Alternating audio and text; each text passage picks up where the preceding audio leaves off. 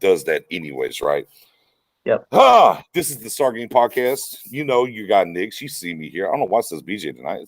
Typically it says your guy Nix, but yeah, here we are. We have a first timer, a guy that I've known for over a year. Great mind. You should follow him on Twitter. He has great takes and understanding when it comes to the Cowboys. First time man on the show. I'm excited to have him here. Mr. Matt Owen, welcome to the show, man. Thank you. Appreciate it. I'm excited to be on with you guys. Man, there's been some work. There's been some things happening. Boy, we're building up the chat right now. As always, I'm going to hit y'all with that. Man, get that like out there. Get that share out there. Do what you got to do. Let's build it up. Let's talk about this Cowboys free agency, what you like, what you don't like, and everything in between. And everything in between, man. All of it. We got a little bit of this. We got a little bit of that. My boy Mark Cantor's in the building.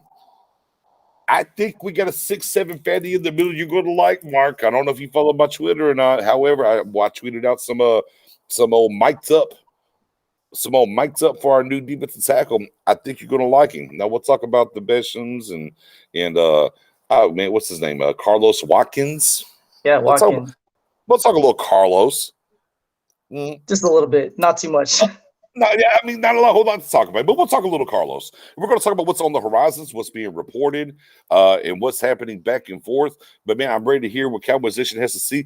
You know, I want the temperature. I want the temperature currently as we're moving. Well, here we go. As soon as I said temperature, Dominic chimed in and said, "Can we please go get Sue?" Man, Morrison, what's going on, man? Glad to see you as always. Joshua Parker, what's up, man? What's going on, man? We're going to let it build up. Me here, my guy Matt Owen, going to come in here and drop some knowledge, talk about this Cowboys front and what's going on. Get the likes, get the shares, man. Get the likes and get the shares. So I'm going to pivot and ask my guy Matt here as we get into it. Let's pivot and get into it. Overall, during free agency and what we've done, how are you feeling so far? Like anything, like all Cowboys fans, I came in with high expectations, especially coming off of the press conference where Jerry looked at Steven and said, how are we going to build this team up? So like everybody else, I was thinking, we're going to go in. This is the year we're going to make a splash, knowing in my gut that that's not really what we were going to do. But I was hoping, right? I was hopeful that was going to be the case. So day one rolls around, not much. Day two, we're signing long snappers and re-signing players and, nothing really too exciting. And then we see big name players like Dalvin Tomlinson and guys like that the fan base had, is number one on their wish list getting snatched up. So, it's kind of tough. But where I'd say I'm at now, I'm actually pretty pleased. Nothing, too exciting. I'm not going to go buy any of these guys' jerseys, but there's a couple guys that we signed that are definitely good depth signings. When you look at a guy like Brent Urban, I mean, not a sexy name, right? A lot of fans before we signed him probably would not have had any idea who he is. But then you look at him in like PFF rankings, 20th graded defensive tackle overall and third against the run. We all know from watching Cowboys games, that's what we need. Hold on, man. Hold on. That's key. Hold on, man. Don't you skip over that. We've been talking about this daggone run defense and these gashing. Run that back for the people in the back real quick about that boy Brent. Run that back one more time. Yeah, absolutely. So this guy's 6'7", 300 pounds, 20th graded defensive tackle in the entire league, number 3 in run grade defense. Number 3 out of every defensive tackle in the league. Number 3. We can't stop the run. We signed a big guy with length who can dominate in the run game. We've all been begging for that. So how do you not get excited over that signing? Right, because we know at the end of the day, they're going to draft somebody on the D-line, right? We know that. And Joshua Parker says, Urban might end up starting here. I mean, here's the thing when it comes to defensive tackles for me. I might ask you as well, Matt Owen. It's not really about the start. It's about the rotation is how I feel. And I definitely, as the numbers that Matt Owen just came on here and jumped on, I'm going to start calling him a daggum scientist over here, is that, man, you look at the numbers of what he does against the run. You look at last year's, the 16 games played, the 8 games started. I'm not worried about the starts. I'm worried about the rotation and what he can do against the run to help this putrid, and yes, I did say putrid run defense we had.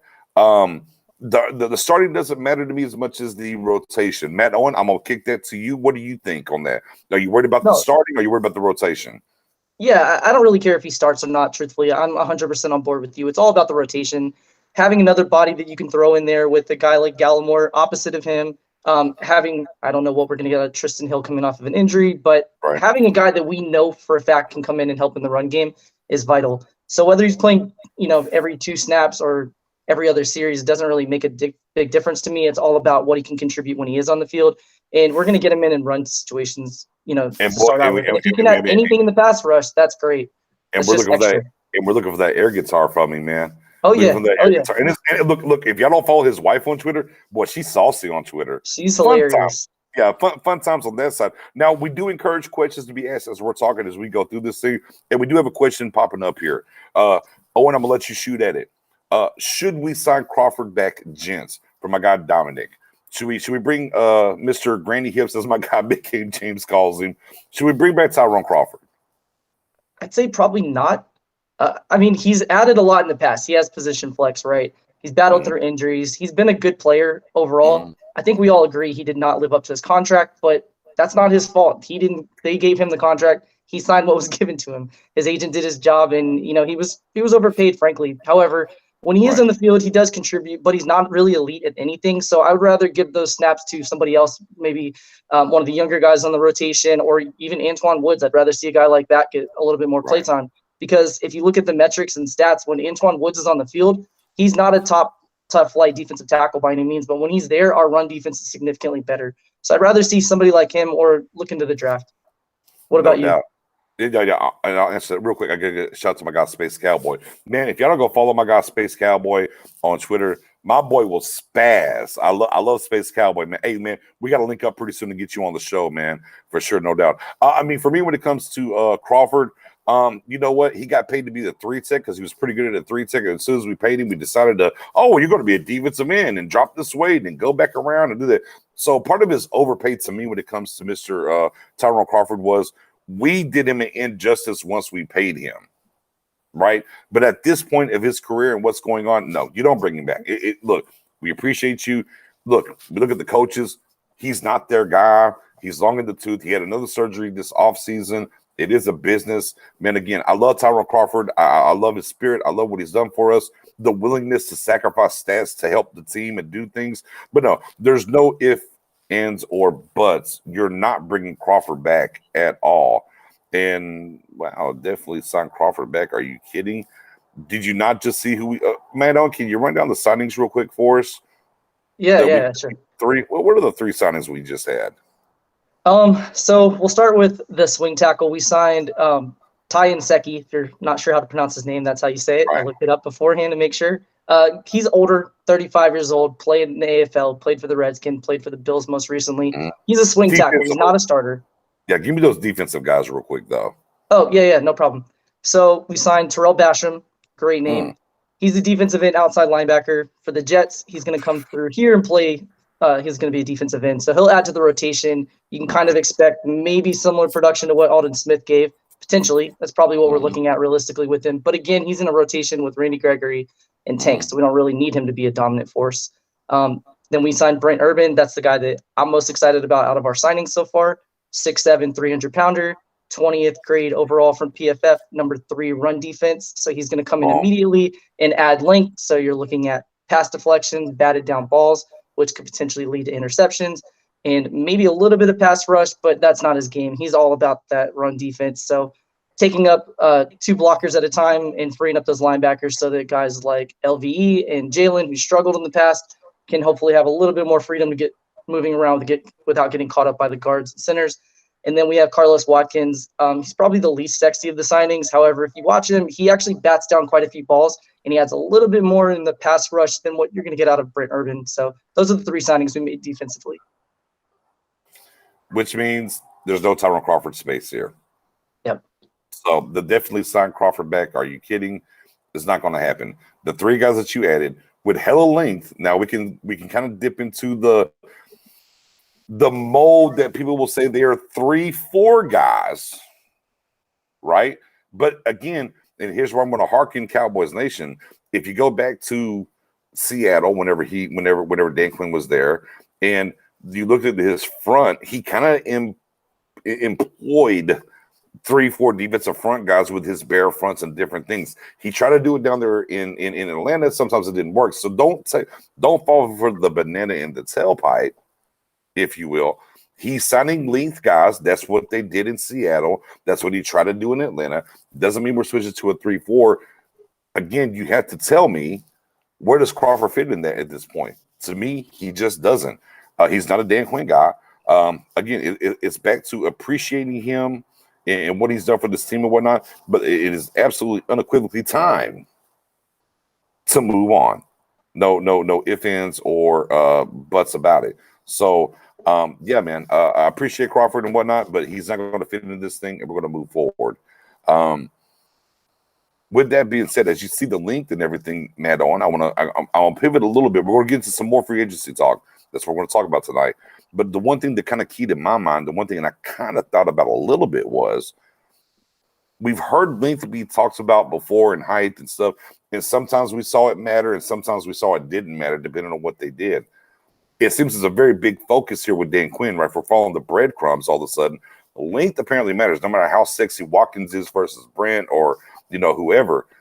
Is that giving us keys to the draft, you think, about this length and what it means when we're going to get into, hey, what defensive line we might take or whoever, if you will? Do you think this length that he's showing here early in the free agency signings matters, or is it much ado about nothing? No, yeah, I definitely think it matters. People give you a blueprint, whether that's in free agency or draft, and they have a model prototype that they like to go after.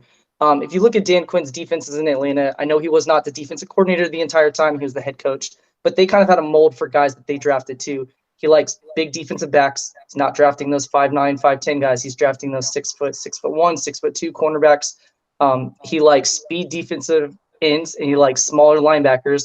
So you look at a guy like Deion Jones, Devontae Campbell is another example. Guys that are in those 220 to 230 range that can fly sideline to sideline. And then you look at the defensive line, and he's looking for guys that can get after the pass rusher or get after the quarterback in the pass rush and have that link to keep the blockers off of them. So, yeah, I definitely think there's something to be said. And then you look at the Seattle defenses that he coached too. He's a Gus Bradley disciple. Gus Bradley's defenses for the LA Chargers have been like that recently. They go for a certain type of model. So, yeah, I think when we're looking at the draft, a lot of guys like maybe an Eli Molden or Washington, guys like that we as fans like, but do they really fit the mold for what our coaches like? That's the question. All right. Another question coming in here. My guy Chop, T9 on Fridays. My guy Chop is an amazing guy. He's down there in that area around where you are, Matt. It says, to you, is Besham a 2 or 3 down lineman? For me personally, I think he's just a rotational guy. I don't think we're looking at him being a 2 or 3 down lineman.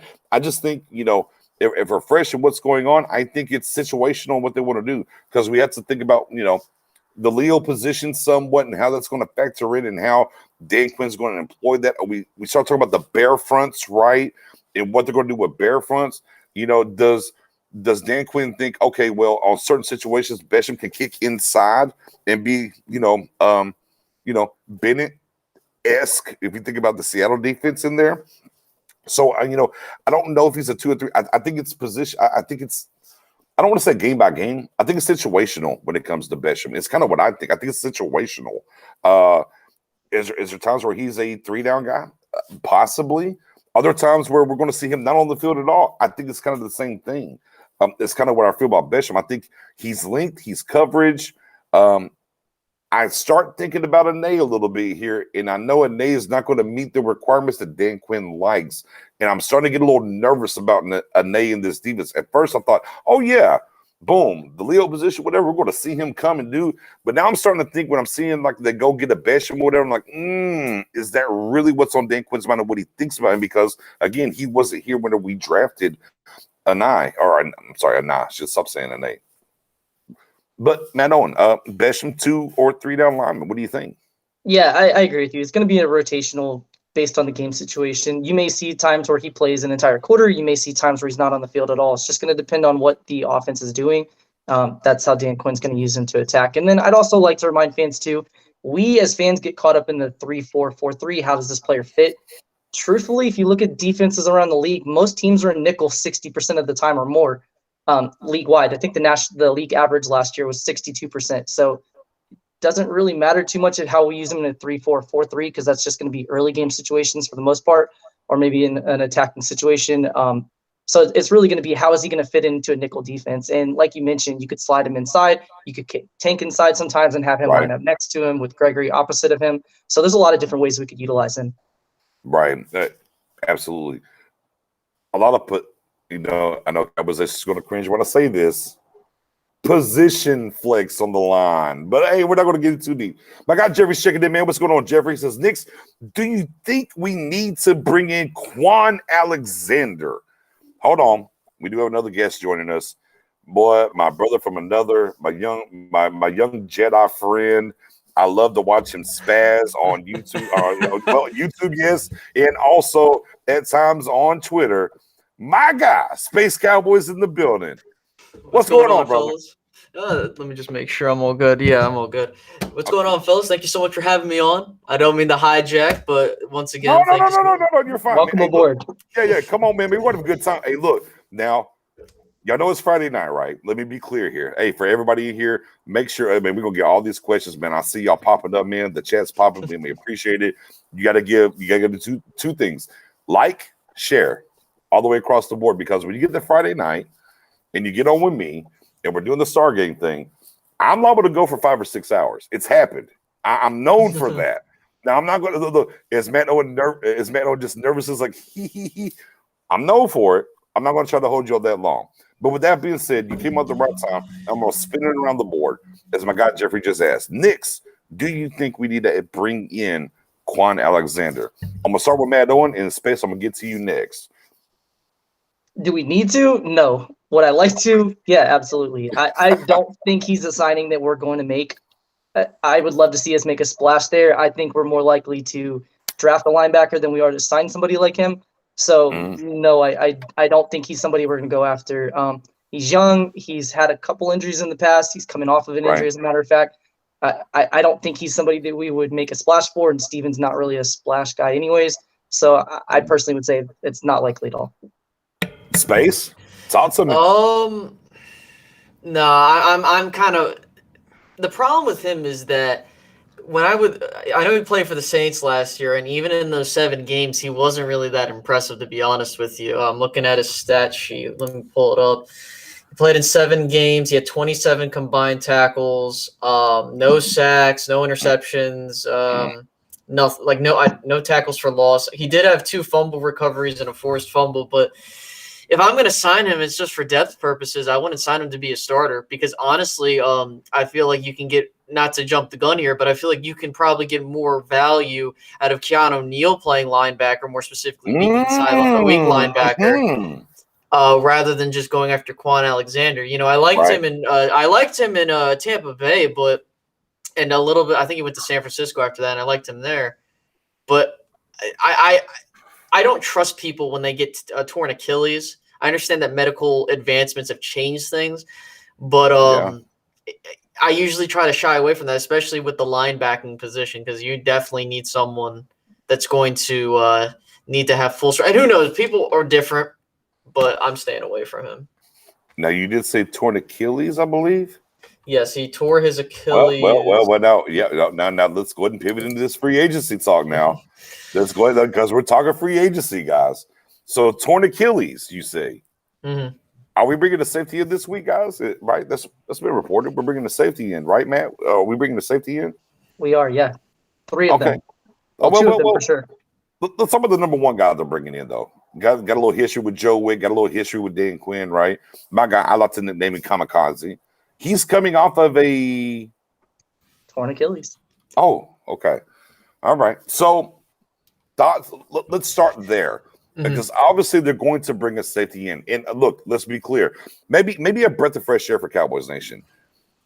They're not going to re-sign Woods. I'm going to say it right now. Your guy Nick is telling you now. They're not re-signing Woods. Everybody take a collective breath. Let it exhale, right? Let's let it exhale. We're seeing they're bringing guys in. It's letting you know at this point, we're good. What my guy Spoonie, wherever you are up there in Brooklyn, New York, guess what, Spoonie? We're not going to re-sign Woods because they're bringing these guys in. But let's go ahead and start at the antithesis. and we're talking about my guy Kamikaze. Torn ACLs, my guy Space just talked about. How do we feel about Kamikaze? Let me spin the wheel of morality. Let me start with my guy Mad Owen. Yeah, I mean, anytime you hear torn Achilles, especially as football fans, it's something that we all panic and, have a lot of concern about. We've seen a lot of players overcome knee surgeries. We do not see a lot of players overcome Achilles. It's just one of those injuries where you're going to slow down. It's going to affect you. Now, you can play through it and recover afterwards, but it's kind of cringeworthy when you hear that. What he does have going for him is that 3 of the 4 seasons before that, he played all 16 games. So it's not like he's an injury-prone player, but he's coming off of a catastrophic injury. So, yeah, I definitely have some concern there. Yeah, he's not Malik Hooker per se, but fresh off. Space? Talk to me now. Yeah, I think what differentiates this from the Quan Alexander situation is that the timing of the injury.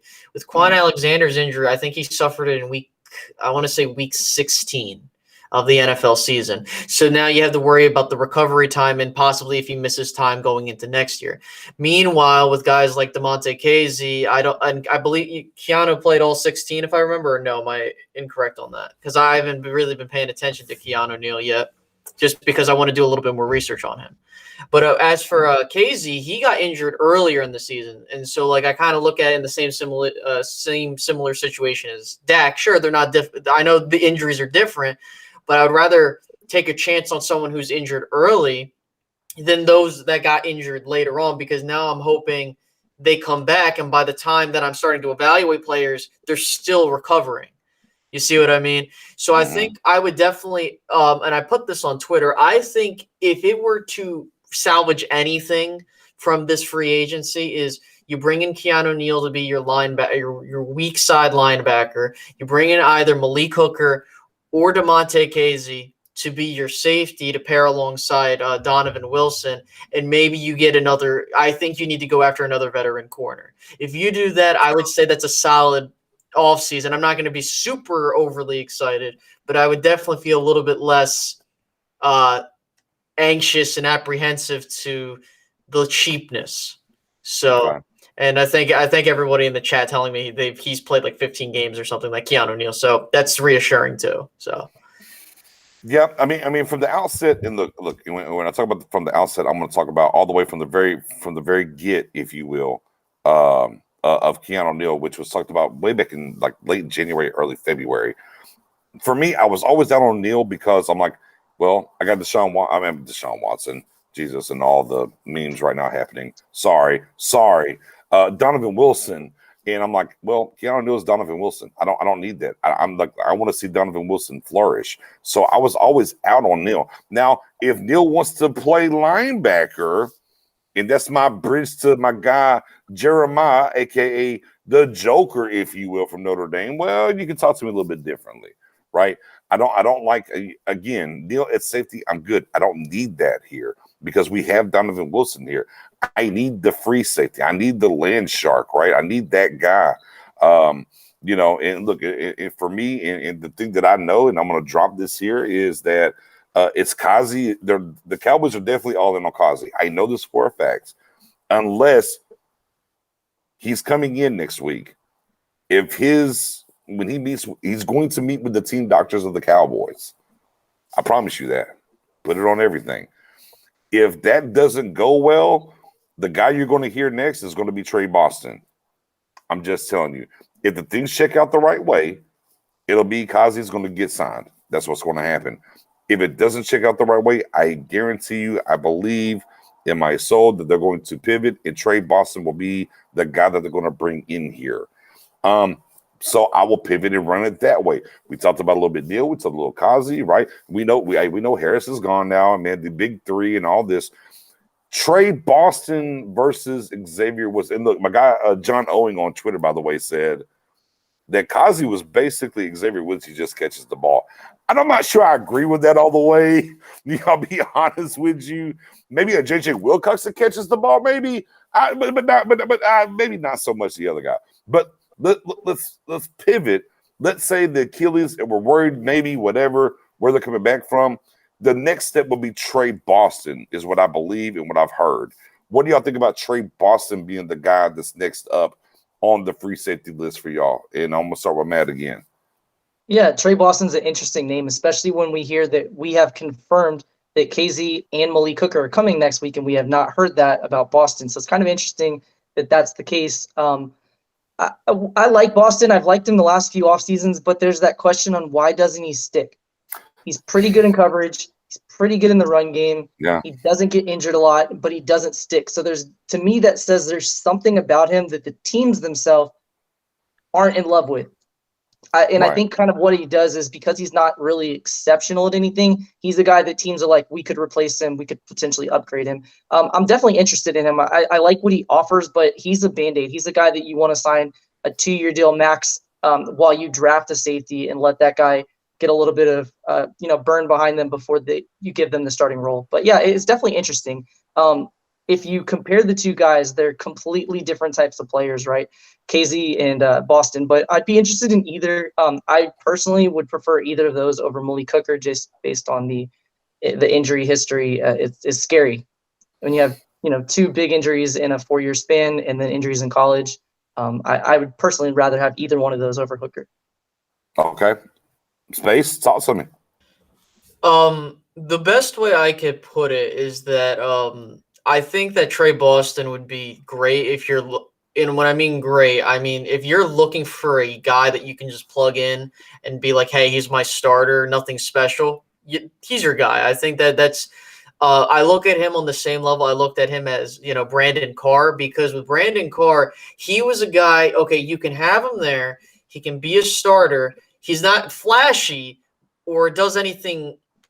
He's like a jack of all trades, but master of none. Like, that's the vibe I'm getting with him.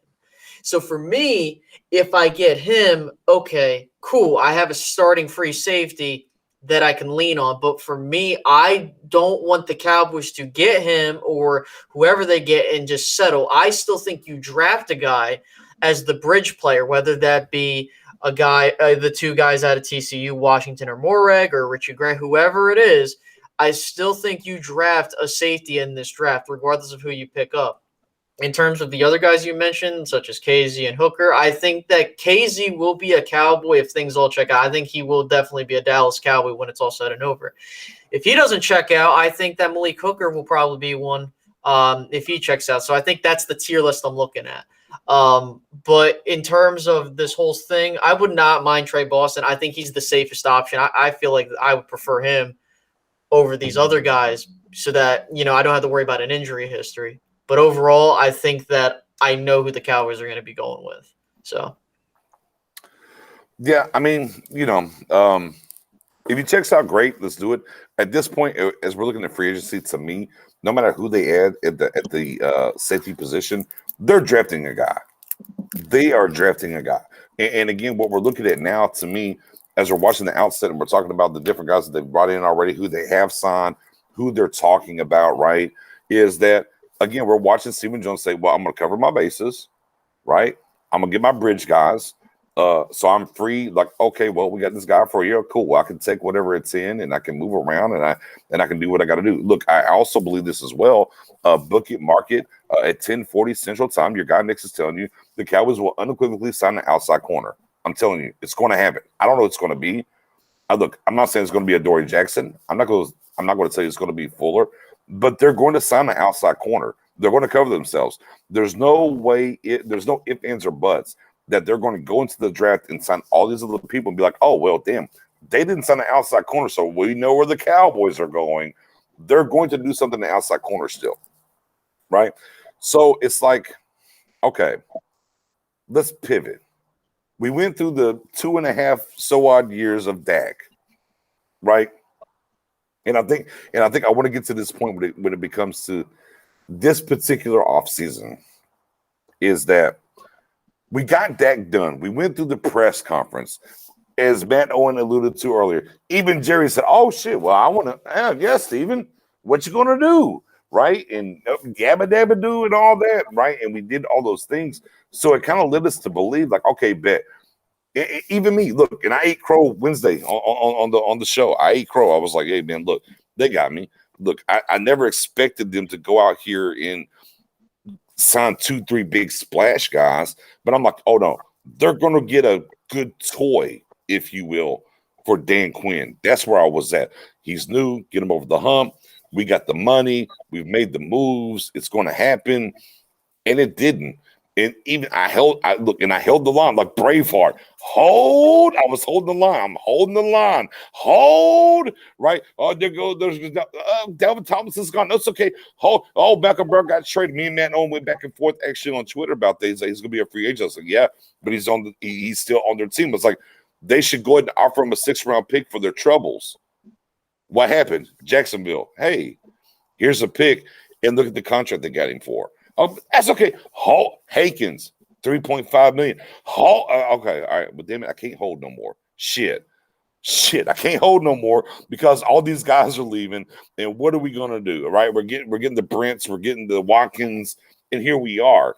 And it's like, okay, best. So we're gonna cover our bases, right? We at a certain point, you have to admit defeat. I'm admitting defeat, as I did Wednesday. I'm gonna do it again for everybody here. I'm admitting defeat. I'm reeling it back in. I'm like, okay, we're going to cover enough bases to go draft BPA and go forward. So I think externally, and here's my question for y'all as we're going through free agency. The thought process has to be they think they're not that far away, right? Okay. They're saying, hey, we're getting certain guys back. They're going to be healthy. We have a lot of draft picks. We're drafting in a good position. We can make things happen. We don't have to go out here and do a lot. We just have to do the right things, draft well, and move forward. Now, I don't think the draft's going to get you from the worst defense to the first, but I'll look at who you sign. What you sign isn't splashy. I think it helps your run defense, which is what we need. All right. So they're not going to go get these guys that do that. They're looking like, hey, look, and we look at it, and we look how it works. Offensively, we retained both wide receivers, right? Cedric Wilson, right? Noah Brown. Okay, Bell, you can go. Oh, we lost Cam Irving. I bet. Let's go get this other swing tackle. All right, we're set. All right, man. Look, LP's been here since the Texas Stadium days. He's going to cost a lot of money. Hey, but our guy Bones, you got a guy. He's a Pro Bowler. We'll get him here on a 1-year deal. Solidified. All right, Jones, you're gone. I don't think, look, another nugget. I don't know if we're done at punter. Remember that. I think there might be a guy coming, but neither here nor there on that front, right? So special teams, all of a sudden, you got CJ Goodwin back, right? You did what you had to do. So before we got to these defensive signings, offense, healthy, good. Special teams, healthy, pivoted away, good. We got to defense, it went to length all of a sudden, and what's the next move? So again, it goes back to they believe, right? In-house is what I think. Oh, we're going back to the scheme before Mr. Nolan, where we saw some of these guys here perform very well, right or wrong. Because again, if you pay D-Law, you should build around him, and they haven't done that. And I've been on record on that. But they believe going back to the scheme is going to matter more than the guys that they bring in here in free agency. Is that fair? Is that foul? Or what do you think? And I will start with you, Space, on this one. I honestly think when it comes to this whole situation, look, I agree. I don't think the Cowboys are looking to – obviously, we know they don't spend a whole lot of money in free agency because we know Steven likes to be a cheap ass.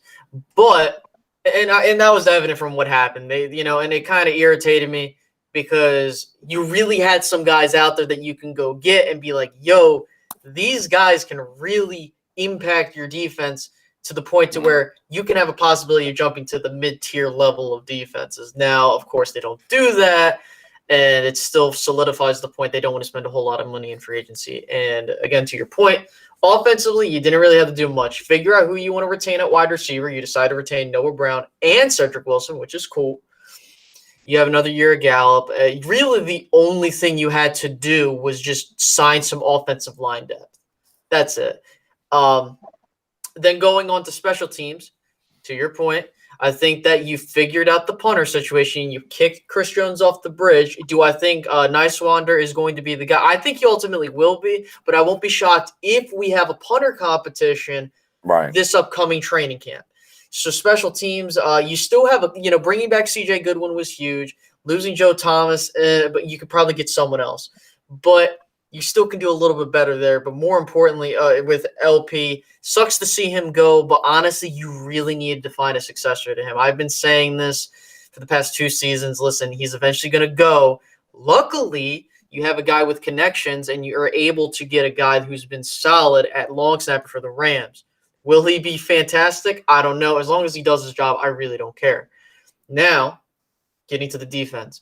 The thing I look at on this defense is I understand that I would love to have all pros all over the place, and I don't think any of us are expecting the Cowboys to have all pros everywhere. What we're expecting them to do is make key solid signings, whether it be long-term deals or short-term deals, to ensure that we're getting ourselves positioned going into the draft to where we're not going to be caught with our pants down. And I think we're getting to that point.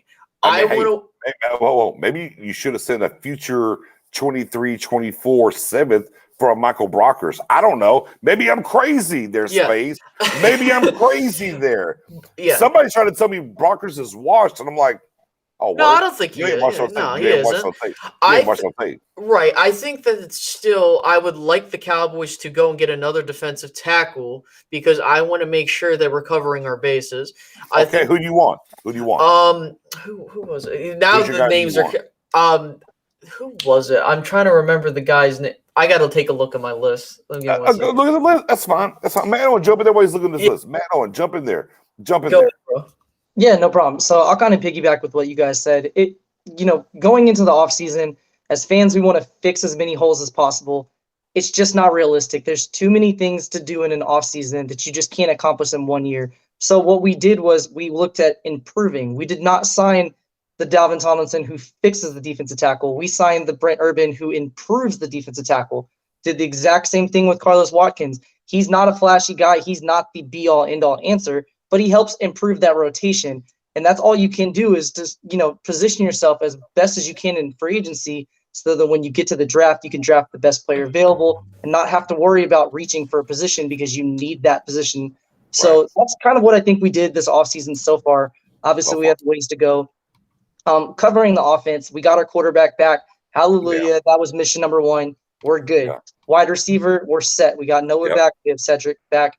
Tight end, Blake Schultz had a good year. We have Jarwin coming back. We're set at tight end. We lost Blake Bell. We'll probably look there, but Pitts at 10. Pitts at 10. Let's go. Let's go. Bell's gone. Pitts at 10 confirmed. Yep. I mean, it's only when you lose your third tight end, you have to take a tight end in number 10, right? There's no other. To be honest with you, to answer the question on the defensive tackles, you got guys out there. Geno Atkins got really, and I'm not saying I per se like these guys. I want to be. Who do you like though? Okay, so there are guys. Who do you like though? The thing is like I feel like they're going to bring back McCoy or go after a guy like Geno Atkins, and I'm okay with that. Space, I'm with you. Wednesday, I said, look, Cowboys Nation, I'll come back next Wednesday. We'll re-sign. We're going to re-sign McCoy. We're going to re-sign Lee, and I'll see you later. That's what I said. So I'm with you. My main guy is Ndamukong Suh. He's still out there. I think that you can get him. Listen, even if you're paying him, the assassin. Yeah, like even if you're paying him for a year at $6-7 million, like that could be your Everson Griffin signing in the sense of like the signing that comes out of nowhere. Like last year, I'm not saying he's going to be like how Everson Griffin was in here, but he's a guy that at this point I would love the Cowboys to go after to really get a veteran guy in there that has a lot of experience, especially with what he did in Tampa Bay, with what he's done elsewhere. But ultimately, not to to your point with Kyle Pitts, I honestly think that the Cowboys are probably looking at him. I mean, I don't think that there's no question about it. It's the thing. I don't think he's going to make it either. Low key, 2 weeks ago, I thought there was a chance. I think that chance is all the way out the water. I'm not sure he makes it past the Dolphins, to be honest with you. But that's neither here nor there. Look, I preached CeeDee Lamb into existence, so I'm gonna down this hill. Speak it. Pitts at 10. I'm going to speak it. I'm laying the hands. Pitts at 10. Yeah, look, trade Ertz Philly. I don't care. Don't you dare take a tight end. What's Ertz is going? You got Dallas Goedert. You got your guy. Let it happen. But I mean, look. That's other talk for other time. But no, I'm sorry, Space. I cut you No, off. you're good. You're good. I think, sorry, but the way I look at it is the Cowboys can't really lose with where they're at because it's either one of two things happens. You have a bunch of quarterbacks go before you. That's going to happen anyway. You're going to have receivers go off the board. Right. And maybe Kyle Pitts goes off the board. If that's the case, Right. then awesome. You have a chance to take over Rashawn Slater or a Penei Sewell, one of the two.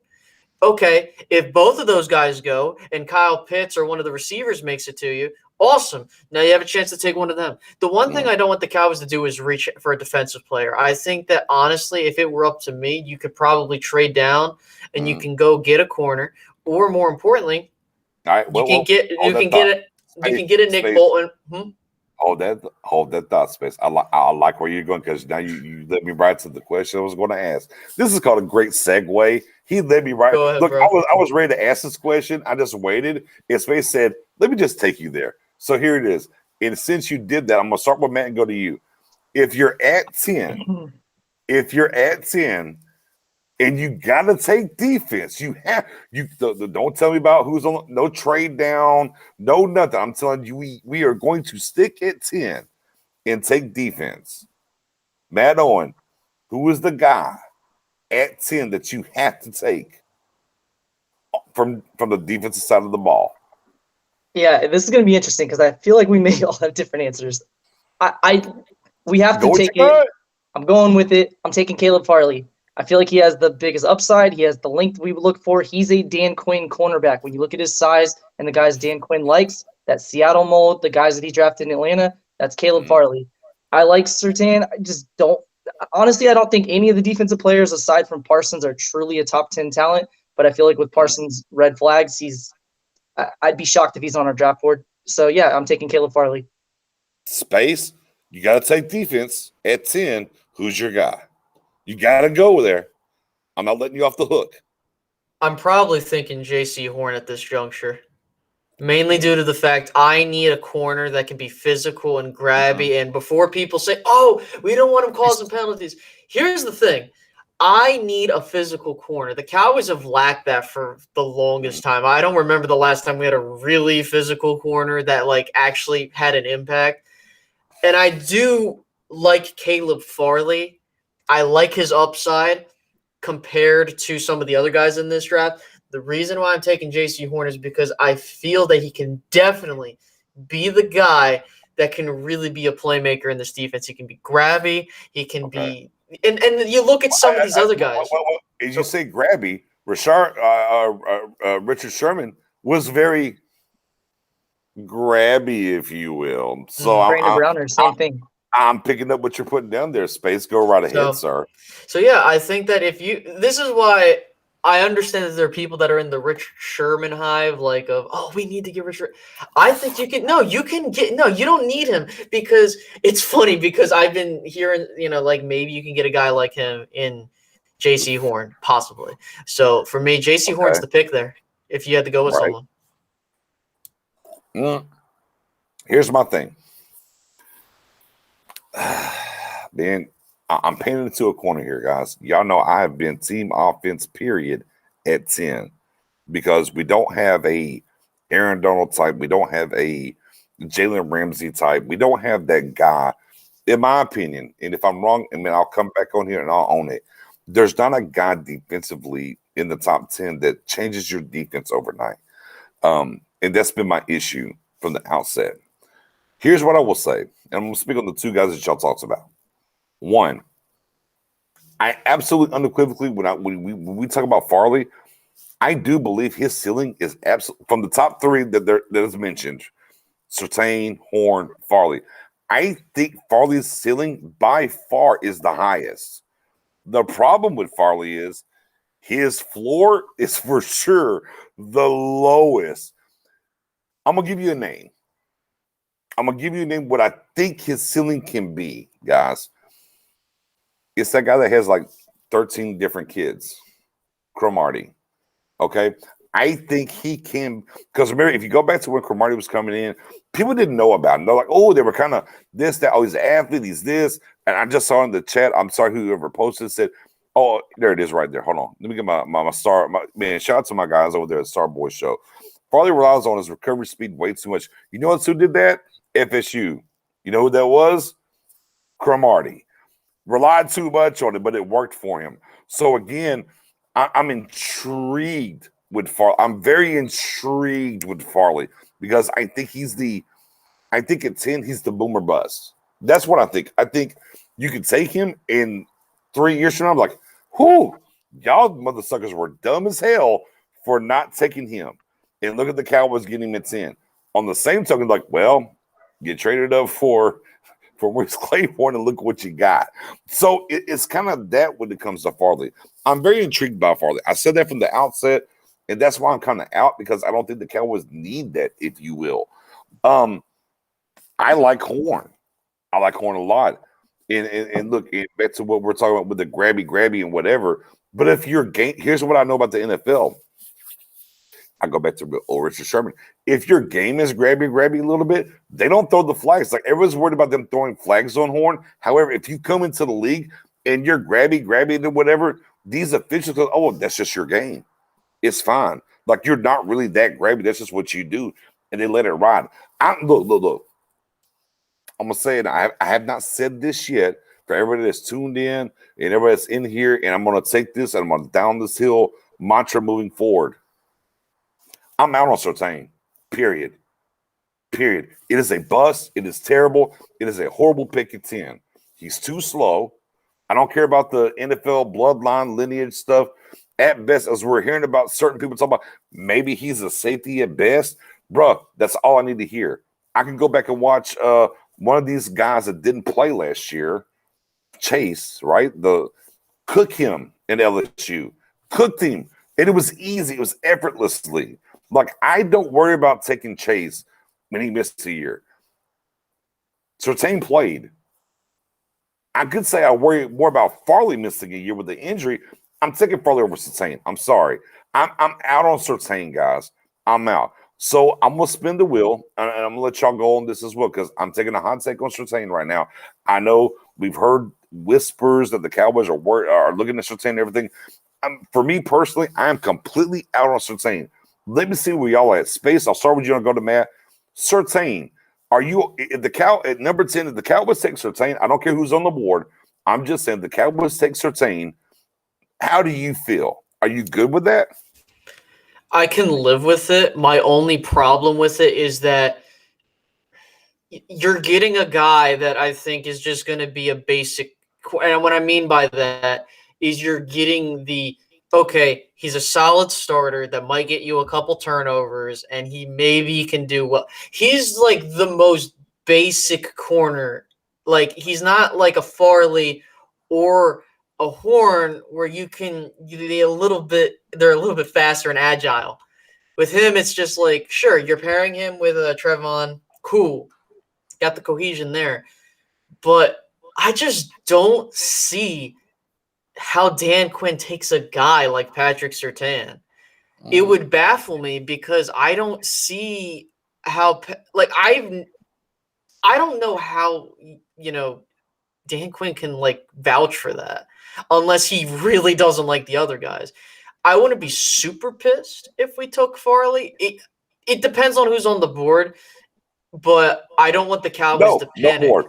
Oh, no board. Then then I would be a bit I'd be like, that sucks because of who, but I wouldn't be super pissed off because of, just given what I've seen from him. Right. I mean, for me, I'm not trying to draft Cheeto in the second round at number 10. That's where I'm at. That's what I'm feeling he's going to be. That's where I'm not. He's Cheeto.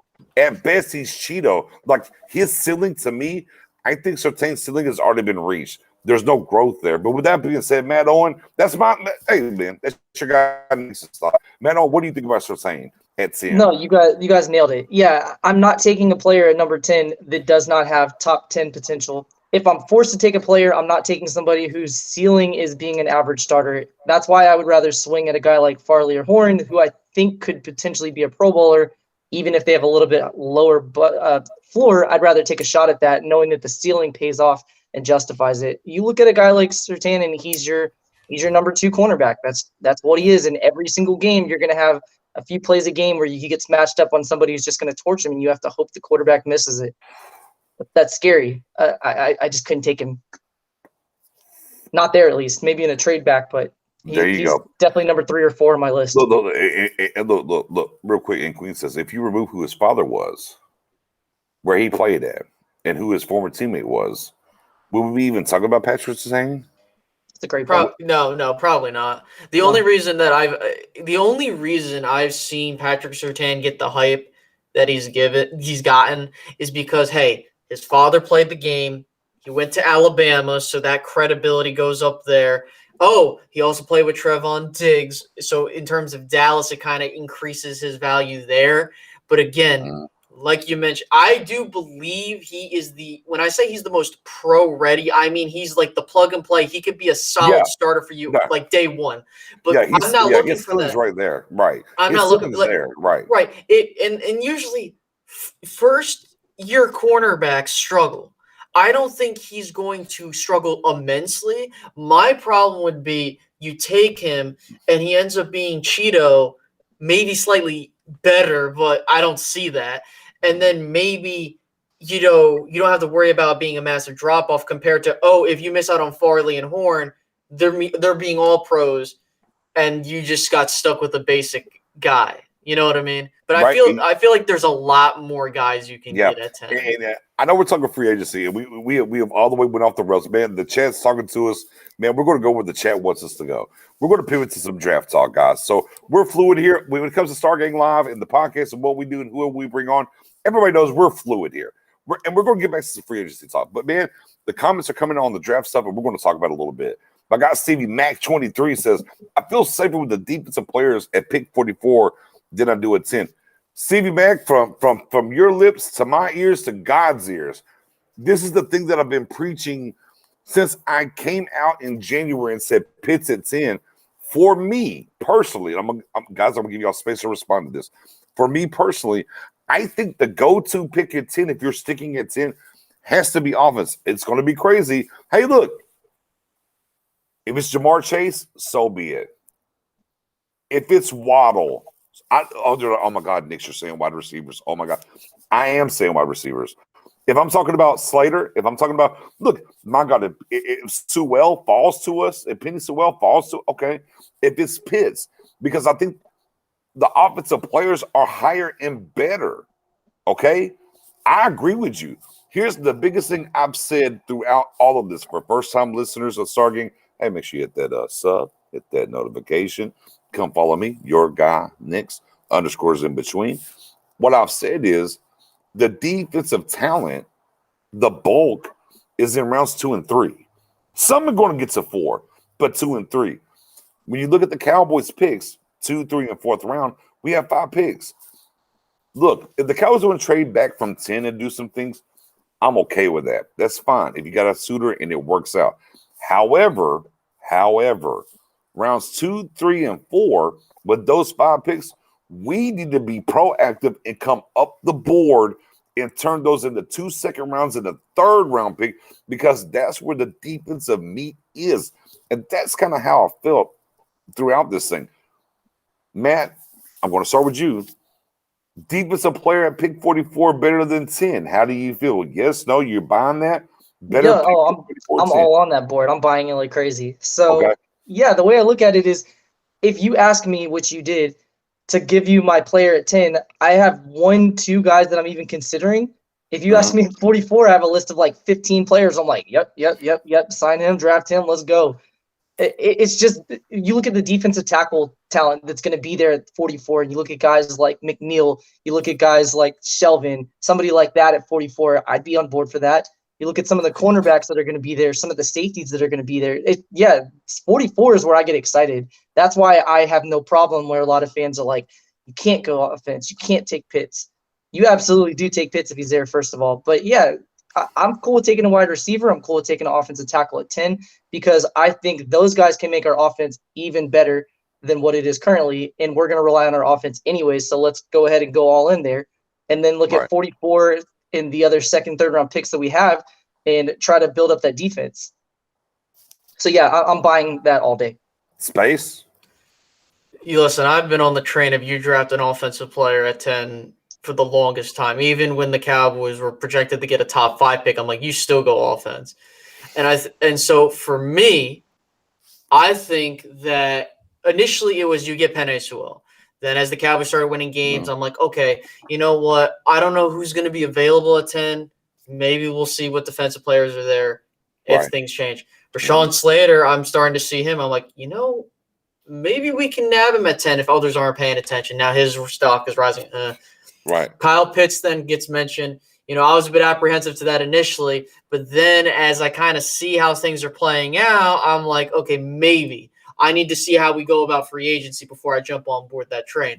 As for wide receiver, listen, man, I would kick Michael Gallup off a goddamn bridge if we got Jamar Chase or Jalen Waddle. I'd be like, bruh, I'm sorry. Give me a defensive player. My boy Space said, you're the weakest link. Goodbye. If you know me, I'm all about, listen, if you're not going to pay the guy, flip him for another player. I know that I know this rumor isn't true, but if come on, the New England. But here's the thing. The New England shit, right? Yeah. If you told me Michael Gallup and maybe a draft pick, like a future third for Stephon Gilmore, maybe. Sure. Hold on, wait. Did you get the update on it? The update from the same guy that started it said the talks have increased. It's going to be Gallup for the 30-year-old corner. 30-year-old corner, real quick. Wait for it. The Cowboys have to extend him, and they're going to flip firsts. I wouldn't mind that at all. Like, it's like if you told me, there's no way. No, there's no way. Space. I love you. Hold on, Space. Space. I'm not gonna pay Gallup. I'm gonna trade for Stephon Gilmore, who's 30, right? Right. And I gotta give you 5 positions in the first round as well to do it. Let me explain. Listen, okay. No, because you gotta listen to me. The thing is that if you were doing this pre-draft, I don't know, because I feel like you're going to miss out on an offensive player at that 10, right? But if you told me, hey, all you're telling me to do is move down 5 spots, I'm flipping for a guy that is going to be a solid corner. But the thing that very much bothers me is he's 30. And I'm and so that's why I'm like, I need to see how things pan out. If it's 30, I can't give up 5. I can't give up 5 spots. But bro, I'm telling you, man. If no one is there, offensively speaking, at 10, I wouldn't mind moving down. But you know what? Forget that shit. I'm gonna draft whoever the fuck's there. Let me ask this question really quick. Sorry to cut you off. Let's rephrase it. If the trade was Gallup and a 3rd round pick for Gilmore, do you make the trade? Because that's pretty much the difference from going from 10 to 15 on the trade draft value. So would you do that? Yeah, no, I would. Because here's why. Because not only you're giving up. Let me ask you this. Michael Gallup, you think he's really going to be here next year, right? No, probably not. Okay, 2 seconds. Let me get my guy Mojo real quick. My guy Mojo said, you don't draft the CB2 at 10. And those are unequivocal facts, and we might be doing that, especially if you take Surtain. With that being said, now, Space, by all means, go right ahead. Look, I don't think – listen, this is why I feel like the swapping first is like a bit of an ambiguous question, because for me, I don't do that unless it's draft night and like no one's there. If you flip the question to, oh, you're not moving down in the first, all you're doing is giving up a 3rd, I don't know. You already have another 3rd. So, like, if it was only we had 1 3rd round pick, but because you have a 2nd 3rd round pick, I can see us giving up that comp pick, or whether it be that first 3rd round pick. You get Stephon Gilmore, and you draft a guy at 10, whether it be a receiver, an offensive lineman. And as Joseph says, this is the thing I'm a bit apprehensive with. I I don't know how much longer he can go. And so there you go. There you go. You see what I mean? Hold on. Like and you got to pay him. Mm-hmm. Because here's what I can do. Yeah. Hey, here's what I can do right now. Look at 11-12 Central, 12-12 Eastern. I can go sign fucking Adoree Jackson or Mr. Fuller from Chicago. Oh, you should go and be just fine. And be just fine. Right. Why do I have to give up Gallup? Look, I've been on this train. I'm going to stay on this train. You got Knicks is going to spaz for a second. There's no way. Look, I coined this shit and sold shirts last year. SEO, scorched earth offense. Let's keep it a buck, guys. Look, I spoke CeeDee Lamb into existence. Look, Amari is the unequivocal route runner. Guess what they can't do? They don't run the nines all day long like dadgum Gallup does and bring that aspect to the table. I'm not breaking up this offense. This offense with everybody back healthy, with Dak re-signed, with the tackles coming back, the depth right. They're scoring 30+ this year. I don't give a shit. I'm not breaking that up. I'm not. Because guess what? I'm going to get a high-ass contract for Gallup anyways. And low-key, I do realize, look, no matter what anybody wants to think, there is more of a chance of Gallup getting re-signed here than a lot of people want to talk about. Everybody just says, oh, you just can't do it. It is what it is. Here's how I'm going to tell you how they can do it. Look, Dak went from $37 million to $22 this year, right? Okay, his next year cap number is 33, right? Hey, they can literally stroke of the pen, drop him from 33 to 18. Dak Prescott, that is. I could take that money and pay Gallup and keep shit kosher. Like the idea that Gallup is all the way up out of here, you just got to get rid of him, blah, blah, blah, blah, blah. It's bullshit. I'm telling you now, it's bullshit. It's not. And on top of that, if you do let him walk, what you going to get? He's been a 1,000-yard receiver in this league, a third-round comp. So don't give me a 30-year-old, maybe his knee's okay. I got to extend him, do this at the third. If I'm moving off from Gallup, bruh, here's my two. Here, I have one or two things you can do. You want Gallup? I bet. I need a first-round pick. No? Bet. Then I need a young defensive guy. How old is Gallup, guys? Anybody in the back? Anybody? How old is Gallup? It's like 25. Yeah, 25. I think, yeah. I'll take a young defensive stud that's 27 and under. And that's it. If you're not giving me those two things, why am I fucking up my offense? Because we're not doing enough defensively in free agency, right, guys? We're just plugging holes, as we always do. When I draft some guys, think what it is. Like this idea that everybody, Cowboys Nation, shout out my guy, Big Game, he wants to trade him and do the bruh, I'm not off of Gallup. I think everybody's insane with this idea. Just trade Gallup for a bag of fucking magic beans in hopes of damn stock grows and we can climb and go get some damn shit from a giant in the sky. It's amazing to me how people in Cowboys Nation want to just get rid of Gallup. Now I'm off my rant. My bad. I'm gonna sit back. I'm a lot of black. I'm gonna think about this for a second. I'll start with Matt, and I'm gonna spin it around the corner when it comes to Gallup and what y'all think and what we should do. Same space for both of you guys. Matt Owen, by all means, go ahead, sir. Yeah, it's an interesting question. There's definitely something to consider, but the way I look at it is wide receiver is our single biggest position of strength. It's our single biggest weapon that we have. I don't want to jeopardize that for a cornerback, even somebody as good as Gilmore. And I also don't want to downgrade age-wise going from a 25-year-old to a 30-year-old. It's such a luxury to know that if Cooper has a leg injury or something like, or anything, any injury, or Lamb does, that I have another guy in Gallup that we'll use a horse reference, right? That I know I can ride on that horse to continue the offense going. Yeah. If you get a guy like Kyle Pitts, then yeah, it's a much easier decision to say we could probably move one of these wide receivers. But then you got to keep in mind that Cooper's contract, we can get out of that soon. Do you want to run with CeeDee Lamb and Gallup for the future, or maybe we trade Gallup and we still decide to move on from Cooper for contract purposes to free up some cap space, and now we're looking at a completely different course. So while I have those young guys and I know Dak has chemistry with it, I'm rolling with him. I'm not trading him unless you're giving me a first-round pick. That's just how I value him. And like you said, I'll get a comp pick out of it anyways. So Space.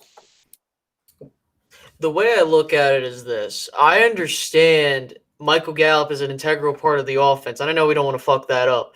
My problem is that if we go receiver first round, right? Let's say you got Jalen Waddle. That man is the antithesis of speed, right? And you talked about. I'm with you. I'm with you on that. We're talking about currently as we're constituted within the idea that we're trading prior to the draft. Oh, yeah, I got you. So for me right now, no, absolutely not, because you do not have a definitive plan to like, okay, if you go get a defensive guy, that's cool and all, but then you're banking on, if you do it now, I'm saying, then you're banking on, okay, I can get someone at 10. And what happens if you don't get someone at 10? Then it's like, well, but the way I look at it is that, as much as I love Michael Gallup, I can definitely see him coming back. I just don't know what's going to happen. The future is unknown. For all we know, he has another 1,000-yard season, and I would definitely, love to see him back. But then he's going to be like, well, I want my bag of money too. And this is why and then last year I talked about this with CeeDee Lamb. With drafting CeeDee Lamb, you have so much more flexibility when it comes to who you can keep and who you can kick off a bridge. And, I said, listen, there's a possibility where if Cooper just is bad or just he's not worth the money, you can say, get on, and you can bring back Gallup and you roll with him and Lamb for the future. But for me, right now, I'm not touching Gallup unless I get, like you mentioned, a first-round selection, or you're giving me like best player in the league type crap. But when it comes to defensively, which you're not going to get. Right. So that's where I stand right now. But but things will change depending on the circumstances. So. No doubt. And for me, I'm just like, at the end of the day, I don't care, man. Look. And I've died on this hill and I've been asked, oh, what if Jamar and Pitts is there? Give me Pitts. Like, again, I think the wide receiver course said, we're ready to make a run offensively. Let's get things right defensively.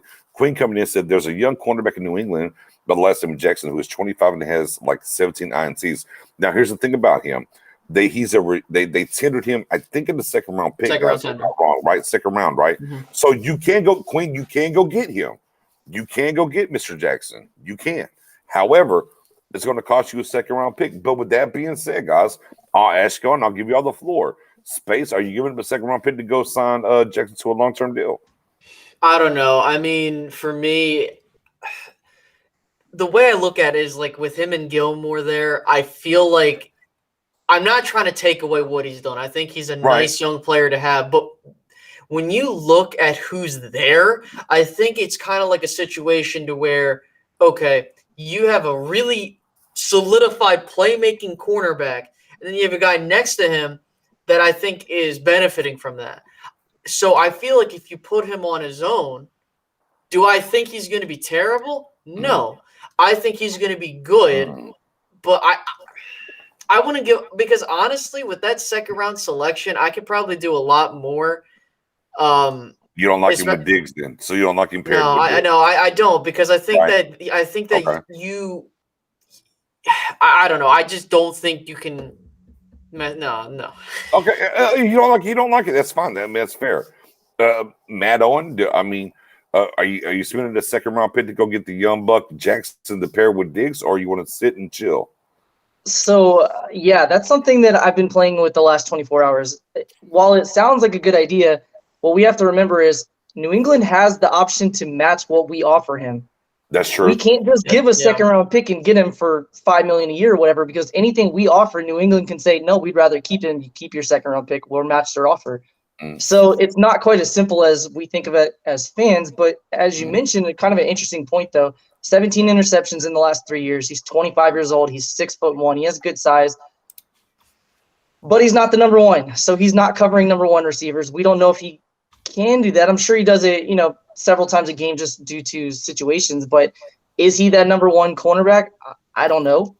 I'd be interested in considering it, but what is he going to cost you? What is that 25-year-old cornerback with 17 interceptions asking you for? What's the price? And again, if you're giving up a second round pick here, Queen, then as my guys Matt and Space talked about, then what's the price tag? And that's what it boils down to. Oh, is it under 10? Maybe you do it. If it's over 10, I don't know how you're able to do it. But that boils down to what the state of this defense is, right? If this defense was solidified and we had a number one, look, I think we all think these going to be number one, right? I think that's fair here, right, for everybody on the board. But he's going to a second year. Like, do you want to do this on the other side? For me, it's too high of a cost when you look at the guys you can go get in the second round. And I just don't, again, young buck, appreciate what he's doing. I think, and I think Matt Owen kind of hit it, and I'm gonna highlight that. I think exactly what the Patriots are doing said, well, let's see what the market is. And I think as soon as somebody drops a tag on or a price on him, yeah, Bill Belichick says, okay, cool. That's what you want to pay? Bet, I got him. And I'm done. I don't think he's really on the market. I really think this is we're looking at what age you are. We're looking at who you've been across, different things or whatever. We know where you might want to be paid, right? And we have to remember also in the new CBA, there's no more of those, what they call them back in the day? Poison pills. Poison. You can't do poison pills no more. You can't do those. So you can literally put a guy on the string and not to worry about it. And I think this is the case of what's happening here. Bill's like, yeah. Look. I think Bill Belichick called up and said, hey, Headley, hey, oh yeah, guess what? You're a Patriot. He said, no, I'm not. No. He's a check your bank account. Click. That's what I think he put the phone on a lot of people, said, hey, check your bank account. I'll see you next week. Click. When it comes to this young guy here and what's happening, look, I don't believe – look, I absolutely believe they're trying to move off from the 30-year-old. I do believe that. Let's be clear. This idea of Dallas and Gallup and all is fodder. It's BS. It's trash. But I do want to move him. We'll see at what rate. They're going to keep this guy. Bill Belichick's not a dummy. What he's doing is he's trying to minimize the amount of money in a lowered cap with people spending what they're willing to pay, because whenever they go to pay a guy they're going to give a second-round pick for, their money might be a little bit lower so they can scoop in and do it. So I don't think this guy's going anywhere is what I believe. I think this is the ploy for Bill Belichick to get him back at a cheaper and reduced rate than what his asking cost is. And look-key, the Cowboys defense right now is not built or in the position to go give a pick and do this anyways. If you offer anything less than $8 million a year, they're going to match it. So you're giving up, you have to pay at least $8 million or so, just throwing a number out there, to get them not to match your offer and give up a second-round pick. So if you look at the guys that are on the market, like a Malcolm Butler, could be a Casey Hayward, Kyle Fuller, anybody like that, is that difference in what you're spending plus the second-round pick really worth what you would spend without giving up the draft capital on top of it to go get one of those other cornerbacks? That's the way that I look at it. If I could sign him for $5 million and give a second-round pick, sure, but they're going to match it, so that's not the option. I have to overpay. There you go, Matt. Hey, guys, it's crazy. We got a guy from Twitter on YouTube by the name of Joshua Parker, spelled exactly the same. We got on Facebook, completely different guy named Joshua Parker. I don't know what the odds of that, but here we are. Here we are with it. It happened. So let's spin the wheel again. Let's spin back. A little draft talk, off kilter. It is what it is. So we know where the free agency is right now. We know the Cowboys are bringing in these certain particular guys or whatever. Now, hey, look, but let us peek beyond the valley, if you will. One guy that y'all would like to add, period, whether you think the Cowboys are going to add him or not, that is available. Who's your one guy you would add to this Cowboys team via free agency currently? Let me go Matt Owen. I'm going Matt Owen. One guy. We're talking free agency, right? We're not talking about guys that could go trade, right? There you go. Free, no, we'll take the trade off. We did a lot of trade scenarios and different things here. Let's go. Who's available? Who's the one guy you want to add to this Cowboys team right now? Yeah, I mean, it's easy. We're not going to, but Kyle Fuller, for sure. If I can get a guy who's young, an all-pro, Pro Bowl caliber player, even with injury issues, I'm going for him. That's the guy. Mr. Fuller. Space. Who's the one guy free agency wise right now you want to bring in? Oh, it's Kyle Fuller easily. The Bears were really stupid to let him go, and I honestly think. Hold on, run that back. No, run that back. The Bears are what? Oh, no, space. The Bears are what? The Bears are fucking stupid for letting Kyle Fuller go. They didn't even trade the motherfucker. They just let him go. So if I'm signing him in a heartbeat, bro. Yeah. He would be he would just. That would be it. I don't need to take a corner at 10. I'm taking at 10. Man, look, I love Kyle Fuller. I would love to get Owen Jackson here, and whatever the case may be. Man, guys, this linebacker crew is rough right now. It's rough. I mean, Lee's gone, right? We got our other guy went down there to Houston. Man, we're talking about Jalen, we're talking about LVE, and then we're talking about what? Luke Gifford and what's my guy? Francis Bernard. That's where we're at right now. That's where we are right now, guys. Look, and I've been if you follow me a long time, man, I am a huge Kyle Fuller guy. Before he ever got going into his draft, man, I've been a huge nothing would make me more happy. I haven't bought a jersey in a long time. I might buy a Kyle Fuller jersey besides more than a 1-year deal here. However, I look at draft and I pivot that versus what we need. I look back and forth, and I'm just like, bruh, I need a linebacker. I need a linebacker like yesterday.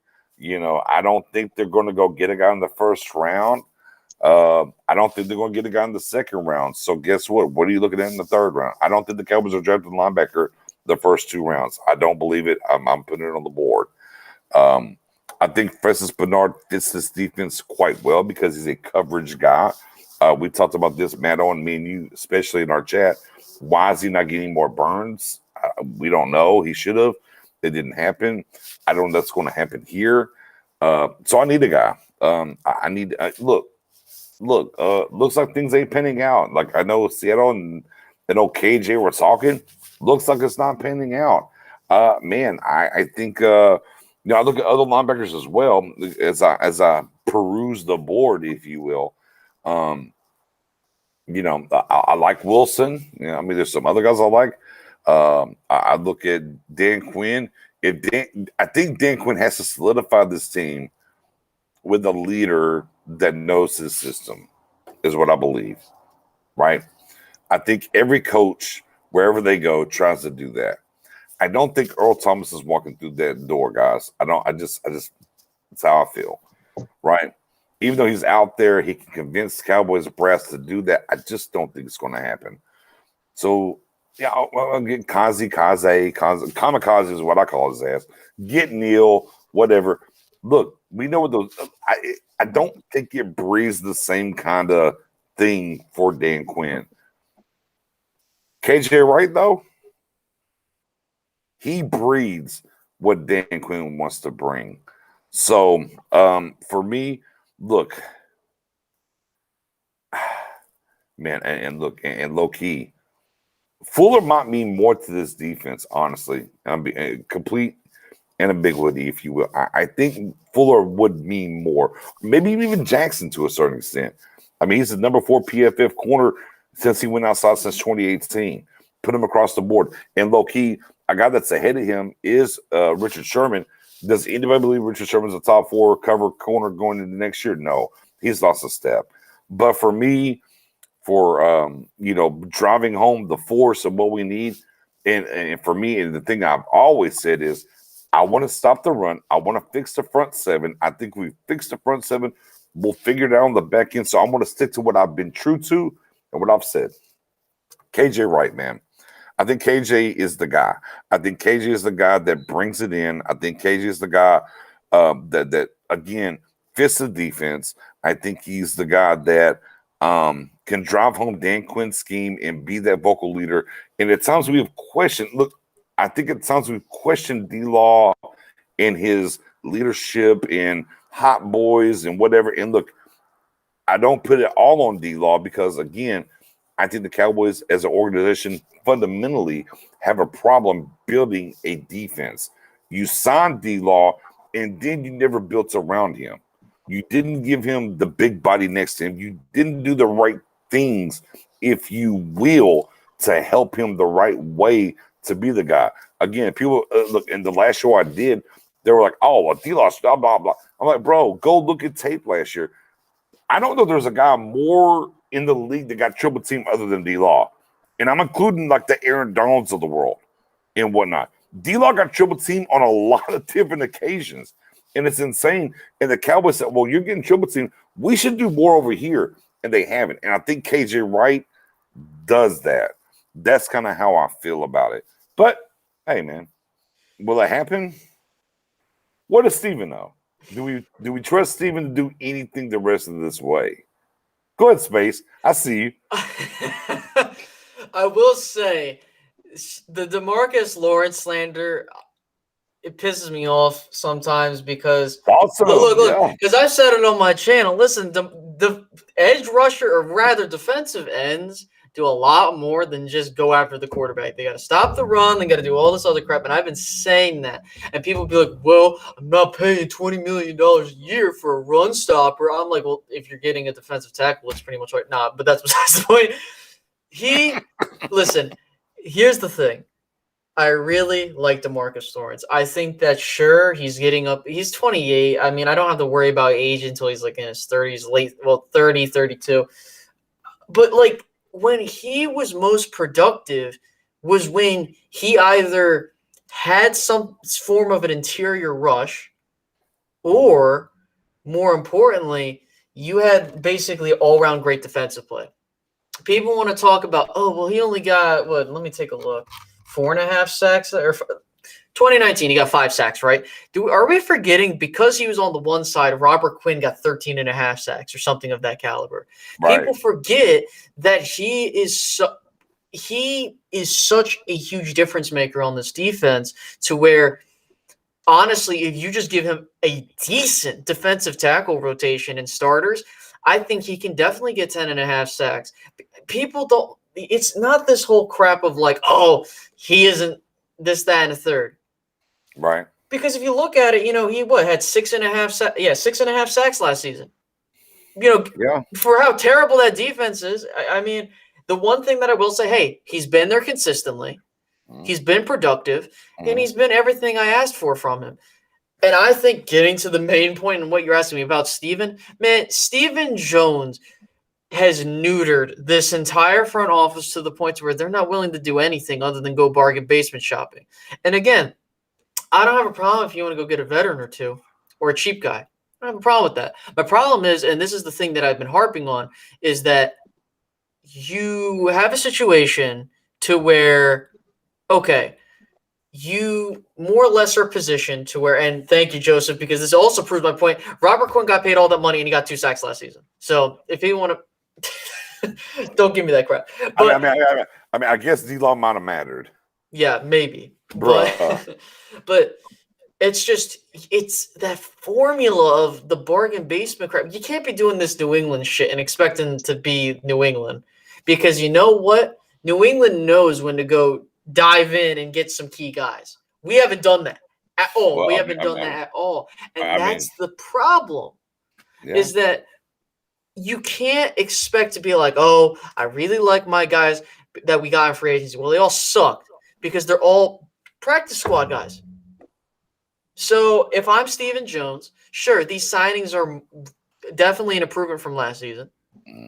But I don't know. I'm just irritated still because Steven Jones gets on my damn nerves. My guy Space is maxed out. Matt Owen. Yeah, so here's the way I look at it. We went from one extreme with Jerry to the other with Steven. You don't have to spend every single offseason. You don't have to name chase every single offseason. But you do have to sometimes, like Space said. There's sometimes where you say, that's the player. If we don't get anybody else in free agency, that guy is signing with our team. He's our guy. And then I do look at some of the other organizations, and again, that's the fan in me saying that. I look at some organizations that historically don't spend in free agency. The Steelers are a team that very rarely jump and make a splash signing in free agency. The Green Bay Packers, another team. And overall, those are two teams that win more often than not. They're pretty well-run organizations. But the difference is they do jump when they need to. The problem with our approach with Steven is only going for these Band-Aids who give you a minimal improvement from the year before puts so much pressure on our scouting and Will McClay because we have to hit our draft picks. We have to because we're not addressing it in free agency to offset any misses that we have.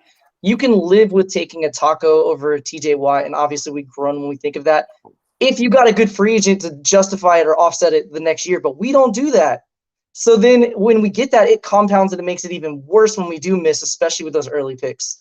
So yeah, that's where I'm at with that. Right. You got to make splashes when they're there. Right, and the biggest thing for me, and you point out the Green Bay Packers, and a lot of people want to be like, "Oh, it's Matt LaFleur that's doing this," like, "Oh, the turn." No, it's correlating to the Green Bay Packers front office making key moves in free agency. They started doing that once McCarthy was out of there. They started finally going into free agency. And what did they do? They went 13-3 back-to-back years on the doorstep of the Super Bowl. And I think a lot of people don't understand. Also, same thing with Tampa Bay. Tampa Bay usually never really did a whole lot of free agency. They got a couple guys. The biggest thing was they made the key signings that mattered, even though they drafted relatively well. So, yeah. And I completely agree with you 110% because I preach the same thing. Sure, it's nice to have a fantastic draft class, but that can only go so far. I remember people were talking about our draft class last year, like, "Oh, it's great." But what happened? We went 6-10, and yeah, sure, you lose a couple guys. I personally think where we're standing right now, if you can just get one or two solid signings on this defense, this team is ready to rock and roll with Dak and that offense. I'm telling you, man, people don't understand, and I know I tried not to be as pessimistic. I usually do that just for shits and giggles. But a part of me feels that if you can get the right type of guys, this team is a lot closer. Did you just hit the Jason Garrett right kind of Listen, guys? I need RKG. Did you just hit RKG space? Did you listen? When you dealt with the guy for 10 years, you're gonna pick up some mannerisms. But no, that's why, that's why I started my Twitter off with how we doing, guys. Nobody picks up on that. You know why? Because when Jason Garrett started his press conference, what did he say? How we doing, guys? And nobody's picked up. That's what I'm doing yet, and I fucking laugh at it. Go ahead, Space. No, just to finish off my point before I pass it back to you, you need to sign the right type of guy, and that doesn't mean the Garrett type of guys. That means you go get the key starters that can impact your team day one. Because if you do that, Dak is ready to roll. This offense is ready to roll. Just give them a middle-of-the-pack defense, and I guarantee you this team is going to go far. I'm not even saying that hyperbolically. You saw what Dak was doing last season. Mm-hmm. Dak and this offense is going to set the league on fire. Yeah, they're going to set the league on fire, and I don't care what anyone says. This team is a lot closer than people think. And it's not like you said, if you don't have to go in every offseason. You brought up Green Bay. Great point. So they historically don't spend a lot in free agency, but when they got LaFleur, who did they go after that offseason? Zadarius Smith, Preston Smith. That was the biggest difference from the year before. Nobody that they drafted was the biggest catapult like those two players were. And not spending every offseason allows you to go in when you want to pin this year's back and chase those top priority players. And you see the type of impact you get. So, yeah, I'm 100% on board with what you guys are saying. Mm-hmm. All right, guys. It's about to be story time. Story time with your guy, Nix. That's where we're going. Look, I'm about to curve out. Let me see. Can I get it 5 minutes? Guys, are you okay? Can I get 5 minutes? Can I get 5 minutes real quick? I'll be quick, but I want to be slow, if you feel me. All right? For everybody in the back, hey, look, if you know a Cowboys fan, you should tag them right now. You should tag them. You should get them in here. Is what you should do. Look, I'm lighting one too. Look, I got some others I can get over here. I'm lighting this one though. And I just poured another cup. It's gonna be story time with Knicks. Man, shout out to my guy Space. Shout out to my guy Matt. Owen, real quick, before I go to story time, man, I'm gonna let y'all pay some bills. Space, where can they find you? You guys can find me at Space Cowboy 17 on YouTube. I'll drop my link shortly, or I'll just type in the chat. You can find me on Twitter at SCowboy17. If you like honest and straight up just me being sarcastic and want to really see me just, really just be me, go ahead and follow me there. I'm almost to 500 followers, so that'd be fantastic. Oh, yeah. Definitely watch him during the games. He definitely. Oh, shit. You should see me in person, bro. Oh, my God. But that YouTube, though. I saw you as quaint on the other side. With that YouTube following, I see you, player. I'm trying to get where you at. Oh, look, he's I don't want to talk about it no more. I got you, bro. No, I don't care. My guy Matt Owen, by the way, low key. Let me tell you something about Matt Owen real quick. And I tagged him into the chat tonight. Man, I've tried to get him on a couple of different times. Man, we chat often behind the scenes, not on open. Man, Matt Owen is the right kind of guy to follow. He is definitely on YouTube. His takes and what he does is impeccable. I co-sign him to the fullest. By all means, you should go follow him, Matt Owen. Please tell the people where to follow you on Twitter. Yeah, I appreciate the kind words. So I'm newer to Twitter. I've had a Twitter for several years, but I've actually just kind of really started diving into it the last 3 or 4 months. But if you want to follow me, I'd be happy to have you on board. It is Newo Yahiro 9. That's it. So it's NEWOYAHERO 9. Follow my guy. He's good. Look, I finally got him. It took me a month or so to get him here. He won't be. It will not be the last time he's here. But with that being said, here's the thing. And guys, because I'm kind of vetted. I'm kind of vetted in this a little bit, right?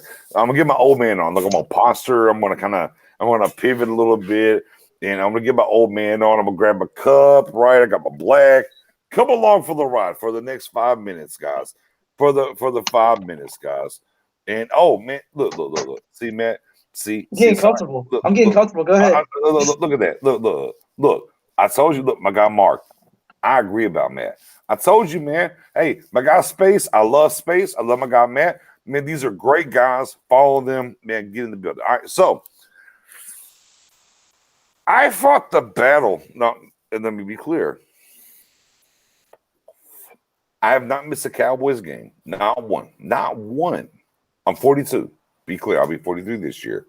Right. Here comes the. Let me get my violin out now. Well, because I was living in Florida back in the day. The only way for me to see the Cowboys games, we were going 5-11 every God blessed year, was I had to get to a sports bar, right? Now, sports bars worked a lot differently than they do now. You had to be first to make sure your game was on the big screen. They opened at noon in Florida. Game started at 1. I had people try to beat me or whatever. Guess who? Guess what? I was always there first. My games were always on. Look, we were going 5-11. We sucked ass. I had Tampa fans talking shit to me.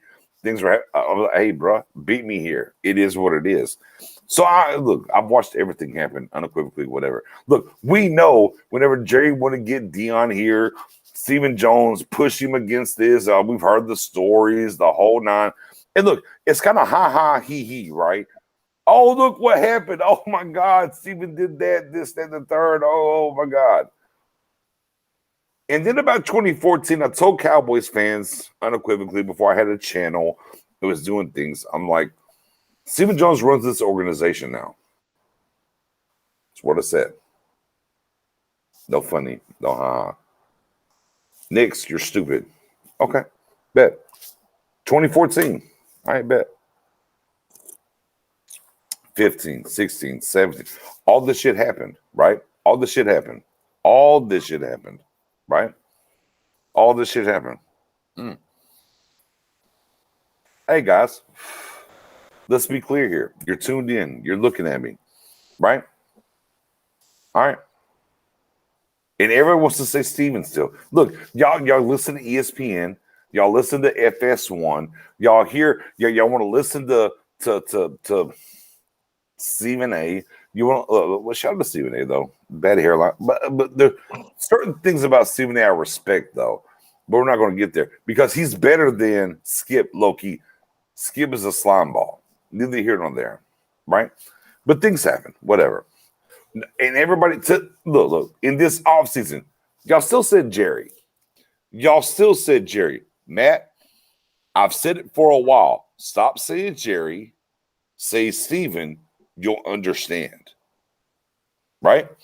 So, okay. Don't believe me. Knicks, you're full of shit. Right? You just got on the scene.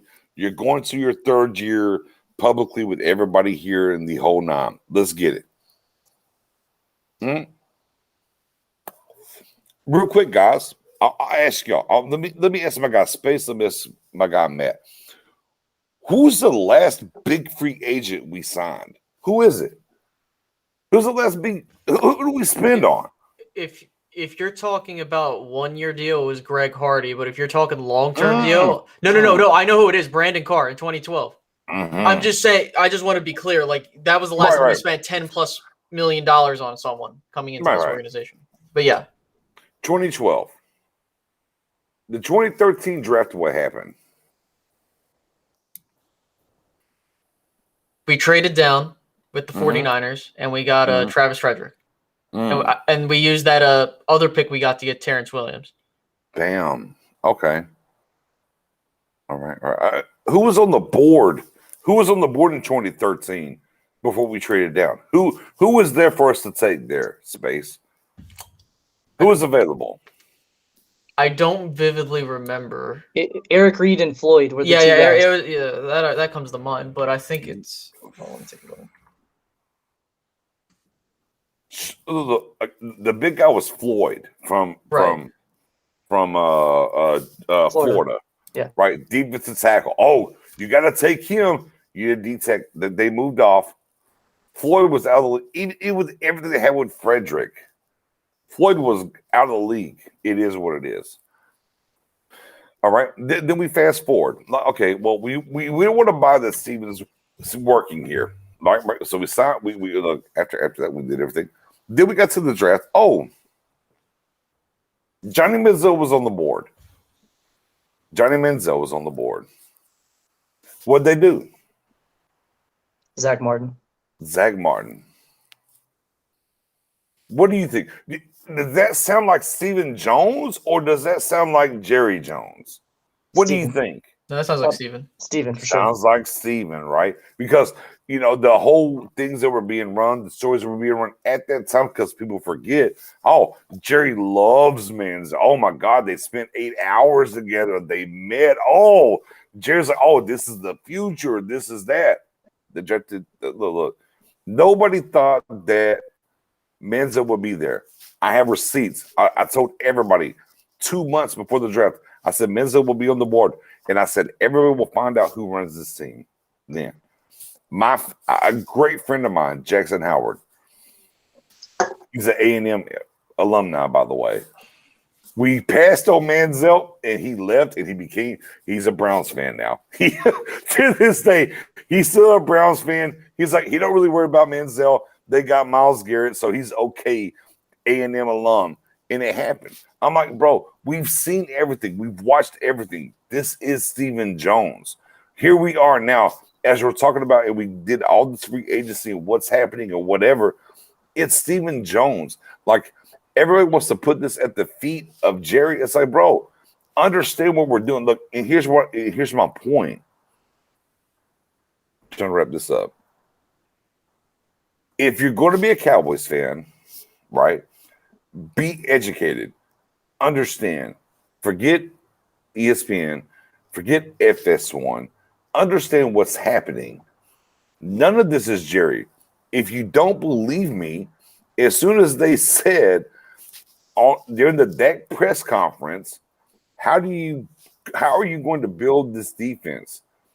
Jerry, right, Matt Owen, said, I want to know. And he pivoted and turned and looked at Steven. And now here we are. Stop. All I'm asking is stop with the Jerry talk. Jerry's a face. He gets to talk. It is what it is. how this team operates and moves, y'all have to understand and pivot your anger, exception, whatever to Steven and understand whatever you feel is about Steven. Because until we as Cowboys Nation move our focus, if you will, to Steven off of Jerry, maybe things can change. Right? Because we want things to change. We want, look, Kyle Fuller, right? Adoree Jackson, right? We want these kind of guys and things to happen. But as long as Steven's able to hide himself, it's not me. And we all, look, we jump on Twitter, we jump on Facebook. Do y'all not think the Cowboys don't have somebody in-house to look at these things and how they move and whatever? Jerry don't give a fuck. He's not going to step on the son's toes. It's fucking Steven. Like, bruh, understand, it's Steven. Stop saying, look, stop going on all these different Cowboys groups. Stop going on Twitter. Stop texting your friends. Stop saying, man, Jerry's fucking up. No, it's not Jerry anymore. It's fucking Steven. And I don't know. I've preached this since, 8 years? 8 years of, bro, this is Steven. Look, from Brandon Carr till now, Brandon Carr was Jerry. Everything else has been Steven. Guys, how do you not understand? Why don't you, or maybe why don't you understand? It's Steven, not Jerry. Somebody help me from the back. From the choir, somebody help me. Man, Space, help me. Help me here. It's the visibility factor, since Jerry still has the title of GM and he still does the post-game press conferences, and still announces the signings. Fans, I call them more casuals, and I don't mean that offensively. I just mean people that don't dive in and spend as much time as we do, still see it as Jerry. And it's just because ESPN says Jerry, the title is Jerry, so fans assume that it's all Jerry. But people that pay attention know that Will McClay and Steven have been running things for several years now. Space. I know I talked about Steven more in depth with Knicks and Jay Tuck over at Cowboys Fans Only when we did that show. Yeah. And I think for me, I've been doing Cowboys content since the 2015 season. So what is that? 6-7 seasons now? Right. I don't remember. That's not the main point. Right.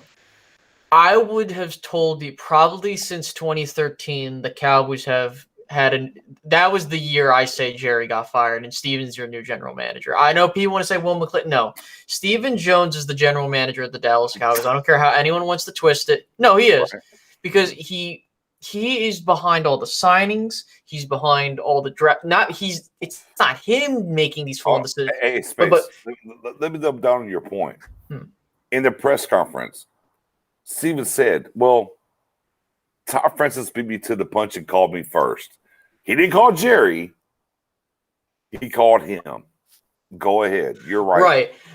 And a lot of people don't understand that. If you look at the nooks and crannies of the entire situation, every single time you hear about a contract talk, who are they talking to? They're not talking to Jerry. They're talking to Steven. Right. And I'm not sure if Matt has heard this story, but I will tell him this story. In 2018, when we got embarrassed by the Los Angeles Rams, Jerry Jones was so fucking pissed at Jason, he was ready to fire him on the spot. Yep, you're right. He was ready to fire him on the spot because he got embarrassed again. Steven talked him out of it, and the rest is history. And that is the problem. Stephen Jones is a guy no one likes.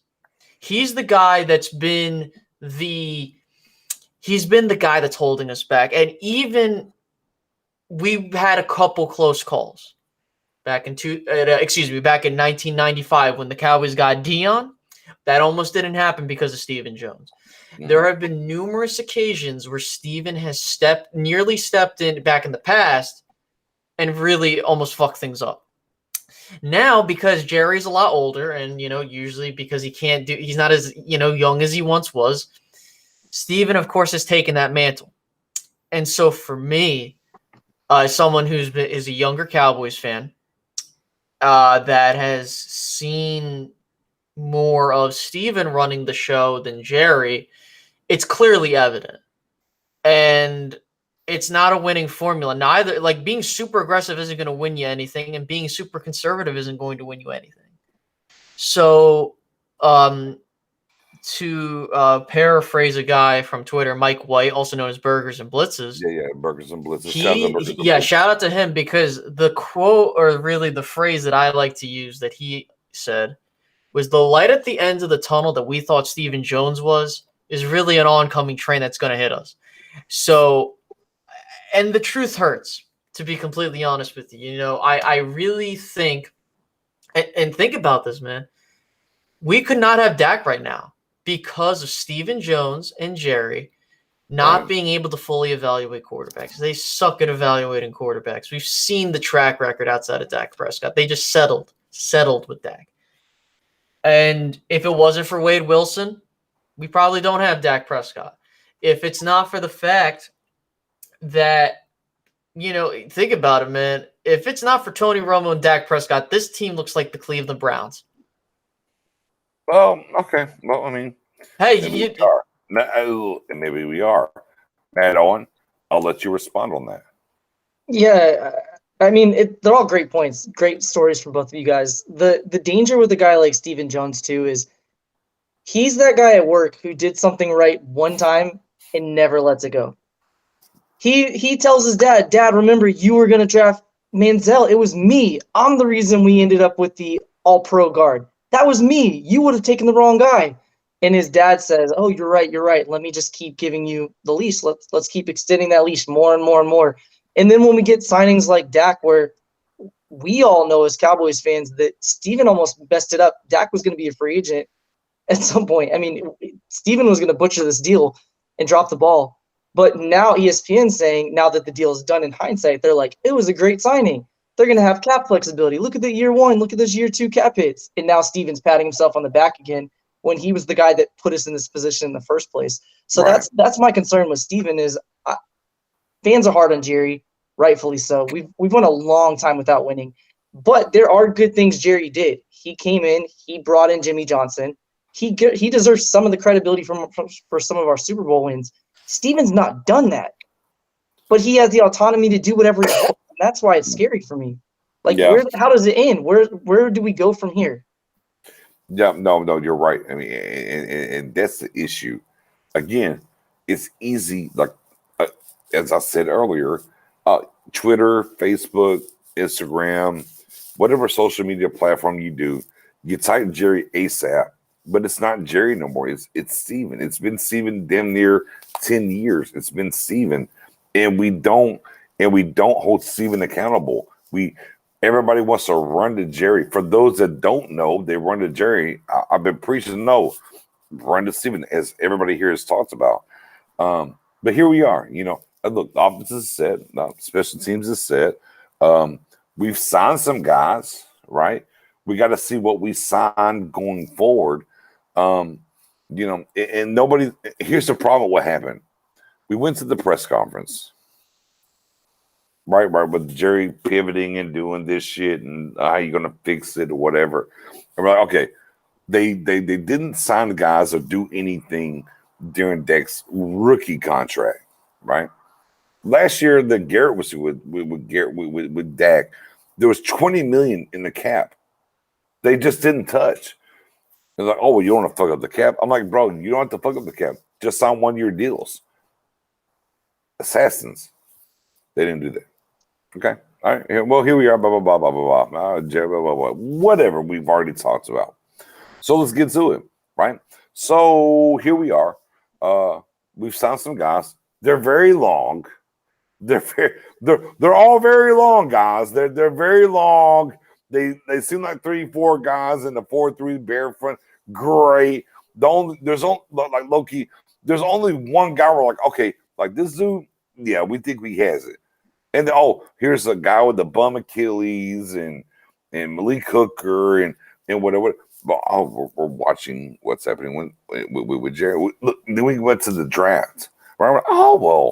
The cornerbacks or whatever. How do we get? Look, we're saying, look, we don't need this defense to be top 10. Shout out to my guy Scott. My guy Scott, he was on here. We'd be cussing each other out. Scott Hansen wants a top 10 defense. But I'm like, look, I don't need top 10. Can I get him from 22, 23? Can I get him to like 15 and not give up 5 yards per carry? Can we get there? Can we just get there? And I'm kosher. And I don't know how we do that. There's guys available, like low key. I can give you a 3-pack of guys that we could sign right now and walk away and say, oh, you know what? I don't give a fuck what we draft. We should be good because I don't think you're bad. And low key, before I get there, I want to ask you guys this question. And I've always been in the hashtag, the hashtag really we trust, right? Drafting 2017 draft is terrible.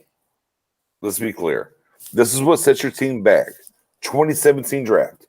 The only guy that's going to be on this team from 2017 is going to be Jordan Lewis, Noah Brown. That's where we are. That's where we are. That's a terrible draft. It's not as bad as 09. The question was asked to me, 09 or 17. 09 was worse. But the 17 draft, you know what happens? It sets you back. There's nobody for a 5th-year deal there. Nobody you really want to be here long-term outside majorly being a part of your team. You just, I got a couple guys. All right, bet. Cool. 17. And whenever you don't get active in free agency, it hurts you worse, right?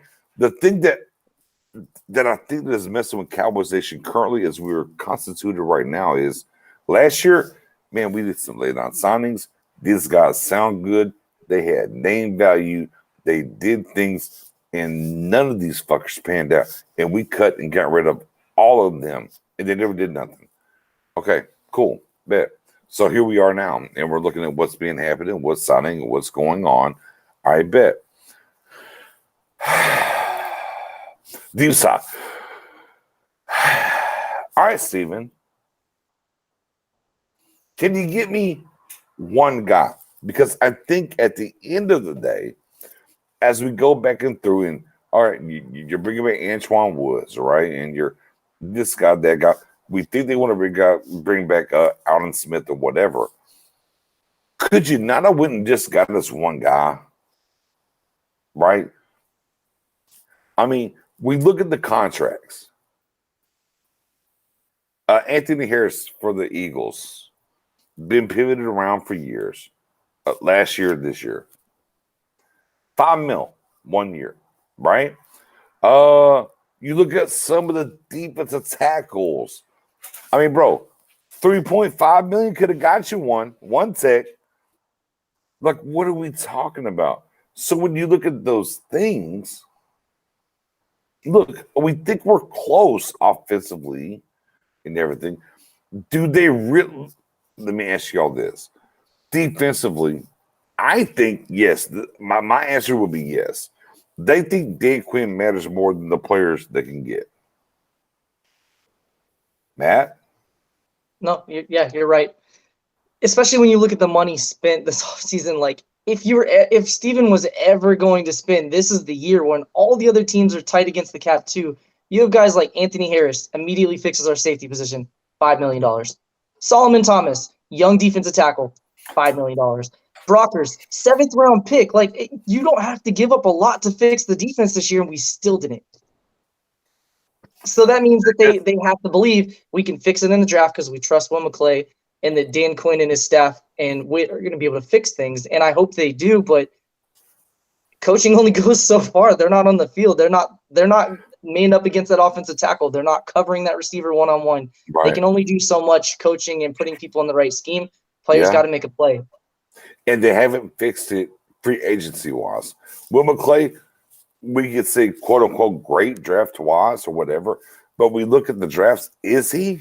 Look, not his fault. Not his fault that internally they decided to talk over CJ. Not his fault that they decided Tristan Hill over Juan Thornhill. But if free agency, he brings the guys here, whatever they choose. Again, it goes back to Steven. Look. I don't know a bigger villain in the whole entire world, guys. Space.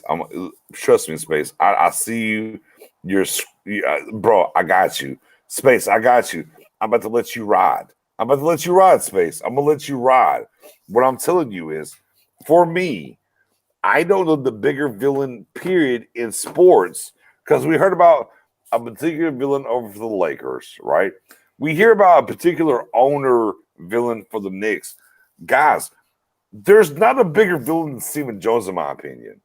Like low key, but we give a pass because Jerry is so big. Bro, we are fucking handicapped behind Stephen, and nobody wants to own that. Space. Oh my God! Space took the glasses off. Okay, let me get my other ear on. Go ahead, Space. Go for it. So, I'll say this. Then I must retire to my bed. No. Once you're done, we're gone. Yeah, because I have a big day tomorrow. So, look, I don't ask for much. I don't ask for much. Mm-hmm. But when you know the meme where it's like our expectations were low for you, but holy fuck, that is the moment I'm having right now with the Cowboys because at this point I'm not even asking for like like someone that can at least come in here and be decent. So I'm not losing my damn mind come preseason or training camp and you're cutting them like last year. Right. Steven pisses me off so goddamn much. I swear he is taking years off my life because I'm a Cowboys fan. But I'm still here, still rocking the team. No problems there. Like, I've sat and just contemplated the idea that is he seriously worse than James Dolan? And I say James Dolan does some really shady and fucked up shit, right. And I hate him for that. Like, but Stephen Jones, oh my god, he's on par. Say it. It's okay. I'm with you. You know what? I'm just gonna say it. Say it. Stephen Jones is the worst general manager, CFO. If you want to even say he's the owner, I don't think he is, obviously, but he is the worst general manager I've ever fucking seen in my entire life. And I'm not saying this hyperbolically. You have a track record there. You look at free agents, and for the sport, for the matter. I've seen there have been worse general managers back then. I'll have to do research on that shit. But you look at the situation. You spend nothing in free agency. You then are banking on your draft picks, right? And yes, listen, and if you've seen me on Twitter, I've said it. The Dallas Cowboys right now are the New York Knicks of the NFL because of Steven. Because it's a team with a ton of potential.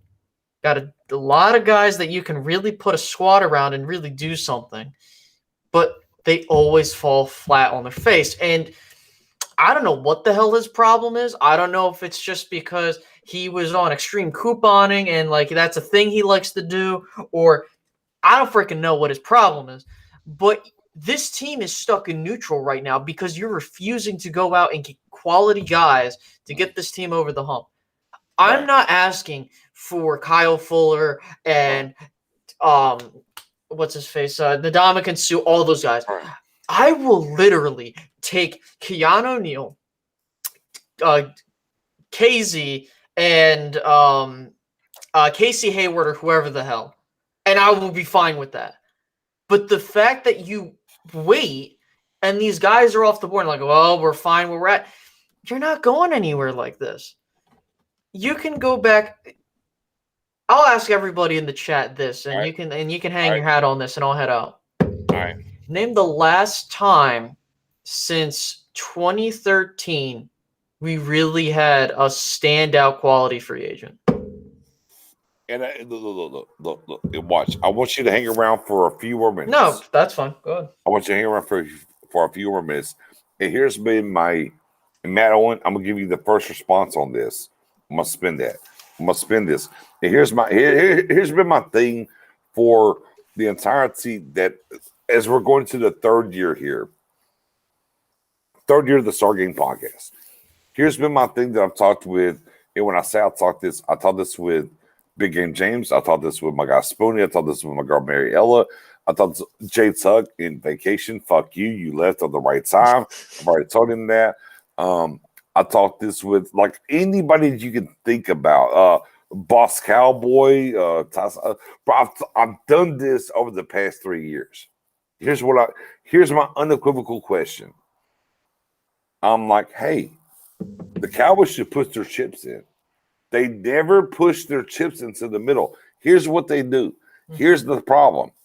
They don't either rip the Band-Aid off. And by ripping the Band-Aid, you got to rebuild, right, guys? You got to rebuild. Oh, if I rip the Band-Aid, I got to rebuild. They never rip the Band-Aid. And they never, on the other end, go all in. Here's what they do. They're the kid at the dam, right? They're the kid at the dam. Here's what they do. Oh, shit. There's a leak. Plug it. Oh, wait. There's a leak over here. Oh, shit. My Gorilla Glue's out. Oh, plug it. They just do enough to be competitive to make you say, we got a chance. But they never go all the way in. And they never, on the back end, say, fuck it. We're done here. We're going to throw it all away and rebuild. They just plug them. Oh shit. Wait. Tower World? Wait, hold on. Wait, like soccer makes a shit ton of money. Wait. Oh, Manchester U? Wait. We're worth more than them? Oh shit. We good. Them motherfuckers win shit. We ain't winning shit. We good. We're good. We're fine. We're the highest paid. Now, there's some influencers out there to say that that's all that matters. Look, I don't believe. Now, here's the crazy part, Space. I'm holding you up. I know. Bro, trust me. I got another 12 hours on my own shop. I'm going to come back and do this live tomorrow. Bro, I did 12 hours today at the shop, but I'm here now. Ride with me for a second. You're good. Go ahead. What I'm saying is they want to win. They do want to win. They want to win their way and still be the most important franchise and viable. Like all of it matters on the same token. Like this idea of, well, they just don't give a fuck. We're going to be the number one, blah, blah. That's not what it is. It really isn't. And that's the conundrum and what's really frustrating about being a Cowboys fan is, yeah, they do want to win. Look, do you really think, look, low-key. Well, look, Matt, man, I appreciate you. Man, you've been here, number one tonight. I can't wait to have you back again. You've been great. Space, you got to go. I get that. Let me get us out of here on this. Jerry is 78 years old, right? Right. What is it? Go jacket, sold his soul, the whole nine. I wouldn't write a check. So you did like does everybody like outside, like everybody that does what we do and says, oh, they don't care. It's about this. Do you really think, bro, money don't mean shit to them? Let's be clear. Money does not mean shit to them. Low key, the number one thing, and I know this for that family is what? Let's get Jerry one more before he leaves. He's 78. We got a 2, 3, maybe 4-year window. Let's get him there. Like this whole idea of, they're doing shit. They want to save money. They're the number one. It's bullshit. Like low key, you have a family, right? Space. Do you have a family? What you got? I don't have a family. You got a family. Yes, you do. You got a family, sir. You got a mom and dad. Well, yes. Obviously. I thought you were meaning that other shit. No. You got a family. I do. Yes, I do. You're all right. Matt Owen. Now, you got a family. Yeah, I have a Right, wife, 2 right, kids, and 1 due in right, May, so 3 right, on right, the right. way, or 3 total. Whoa. You got what? 1 in May, 3 Oh, total. let's Yeah. go. Let's Yeah. go, man. It's a All right. boy too, so I just need 9 more. I got a whole football roster for offense and I'm defense. gonna pull Philip Rivers this My man, shit. shit, I shoot straight Y's, no X's, whatever. But you got that, right? That matters. It matters. It matters differently for those that have. It matters for my guy's space. Hey, man. Hey, mom and dad, you want to do that? Like, dad's getting here. It's whatever. Like, there's no a top of money that matters to the Joneses now. Like, bro, it doesn't matter. They really do care about getting Jerry one more. Jerry's talked about it for fucking a decade. About I do anything for one more. It's a puzzling thing when it comes to Steven. And they want to do that. But that's where we are. Like, be clear and understand. Be smart. It's where they are. We'll see what happens. Which is unequivocally, what would you not do for your pops? And Steven still holds on to the apparently the Deion Sanders, fuck you, you signed him anyways, but you got a ring, pops. I don't know. Like, okay, guys, it will get I'm all the way. I just it's frustrating. Okay, guys, here we are. Matt Owen, I go to space, and we're leaving on this. Right?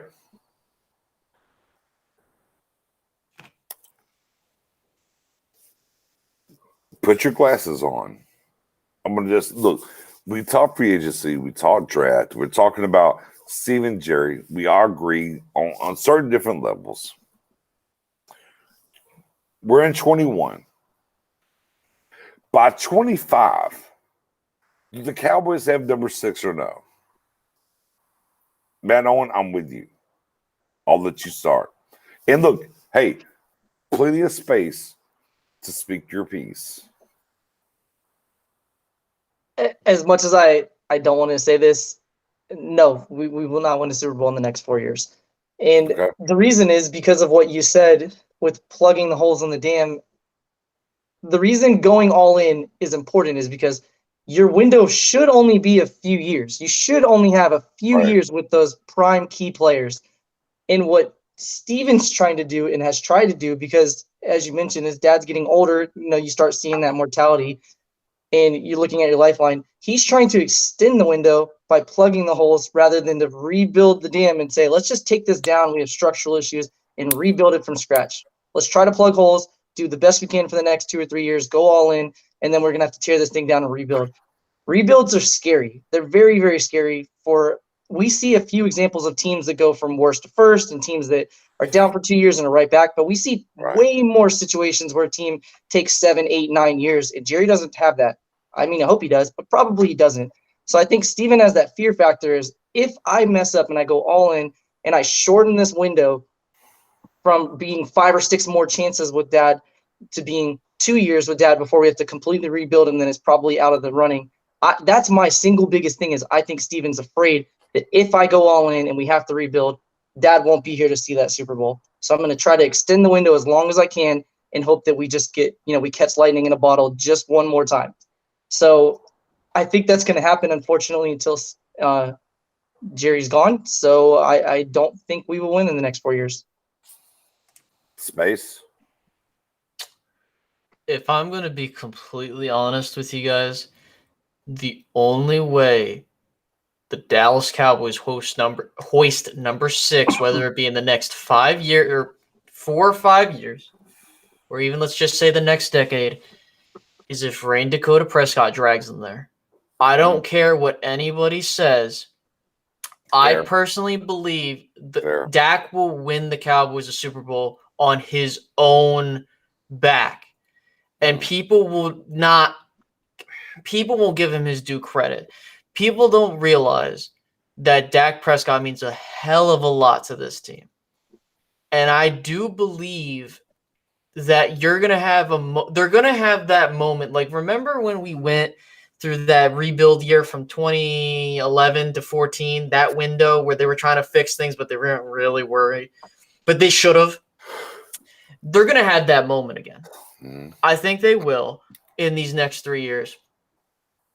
But I do believe in my heart of hearts that Dak Prescott will walk away from the sport, whether it be in I don't think in the next 4 years, but I do believe he will walk away with a championship ring with Dallas later on. And to just explain myself, you have Brady going out.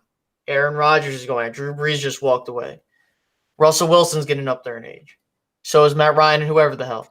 Dak Prescott is going to end up being the number one quarterback in the NFC for quite some time. And no one's going to give him that due praise unless someone else comes along and is better. Or if someone comes to the NFC. I don't freaking know. The Cowboys are going to accidentally fall into a Super Bowl because Dak's going to will them there. Do they win it? I don't fucking know. It depends on who they're going up against. But to end my whole little spiel and soliloquy. I like soliloquies, sir. Go ahead. Dak, something, I don't know if it's just my heart and the optimism there. I just have an awkward feeling they're going to accidentally stumble into a Super Bowl not because of their moves in the offseason, but because Dak's going to will them there. Yeah, I mean, so that's where I stand right now. Yeah, I mean, I look as Space just said what he said. Boy, doesn't that sound a lot about us, about Romo? Boy, it sounds just the same. We'll just stumble into one. Wink, wink. The whole entire point and whatever. And I do believe in Dak, and look, and I've been on board in believing in Dak and everything else. The problem is still, we look at the NFC, if you will. We look at what was available in free agency this well, and we look at what they could have done. Like, look, literally 3 pin strokes. Had the money to sign who you want to, and they didn't do it. Yeah, I mean, Stephen Jones is going to cost us a Super Bowl. It's factual. We should own it. We should look at it. Because there's nobody that got signed this year. We look at the money that we couldn't sign. Okay, look. Literally, I can tell you right now, without lie, this wouldn't be a fairy tale. This wouldn't be next year crazy. Nah, no. Guys, I'm going to name names, and y'all know who we could have pin stroked, right? Dalvin Tomlinson, yes or no? Yes. Yes. Okay. Cool. Where I want to go? Let me pick my name. It's so sexy. I get Dalvin Tomlinson. It's so sexy all of a sudden. Hey, I'll take a guy that's in free agency currently. KJ. Can I get KJ? Mm-hmm. Yep. Okay. Oh, boom. Dalvin, KJ. All right, bet. Stretch my legs. Could they win got a Dory? Look, if you don't like a Dory, that's fine. It's fine. We could have waited till Fuller got cut. How about this one? Pick your cornerback. Forget what I'm talking about. Pick your cornerback. So we could have signed Dalvin. We could have signed KJ. Pick what cornerback do you want? Fuller, easily. You want Fuller? Okay. What do you want? Same, Fuller or Hayward, okay. Either one. Yep. You know what? For shits and giggles, let's go Hayward. For shits and gigs. So Hayward or Fuller, whichever one you like. KJ, Dalvin Tomlinson. Safety, pick one. Anthony Harris. $5 million. No hesitation. Matt Owen. Matt Owen. And I told you, look in the chat. I told you yesterday when I asked, they told me Trey Boston, not Harris. You want to know something that's going to hurt even more? I'll go for it. The Cowboys I have don't know if I $10 wanna million in cap space. I don't even care about that. Again, we just said this offseason, Calvin Thomason, KJ Wright, right? Mhm. We want Fuller or if not Fuller, my guy Matt Owen. You wanted Casey Hayward. Hayward, Harris. Literally, they could have made those moves and done them, no issues. Mhm. You know what that sounds like to me? Oh shit, chips all in. Jerry's getting old. Let's go win a Super Bowl. Let's get this defense from terrible to maybe top 12. And they haven't done it. So I don't really care what the fuck happens. Guys, 17 games next year. I mean, sure. Washington football team has the better roster, top to bottom, outside of quarterback. Outside of quarterback, top to bottom, best, cool. Maybe that doesn't matter, or maybe it does matter. We'll wait and see. It's a team sport. Cowboys, what, 10-7? 17, 10-7? Yeah, I think 10-7. It's hard to say before the draft, but Right. No, I'm thinking lower. I'm thinking maybe 9 wins. Because Dak, if you were get to 10+ wins, that's because you're being willed there. Because I don't see right now. I don't see any more than 10. Shots at Dak. Listen, Again, Dak. shots at Dak. Dak will, man. I just right now, they just haven't done anything to really change my mind. I like regarding the length. Look. I like the length. I think Cowboys fans are going to fall in love with my guy Brent. I look unequivocally. I'm on Twitter. Everything. Yes, starter rotation, whatever. 6'7", air guitar, the whole. I'm all in on Britt. Look, if I'm wrong, I'm wrong. I think Cowboys fans are going to fall in love with him. The other two signings, it is what it is. We'll see what they do. Kazzy, Boston, whoever, Hooker, we'll see. But low key though,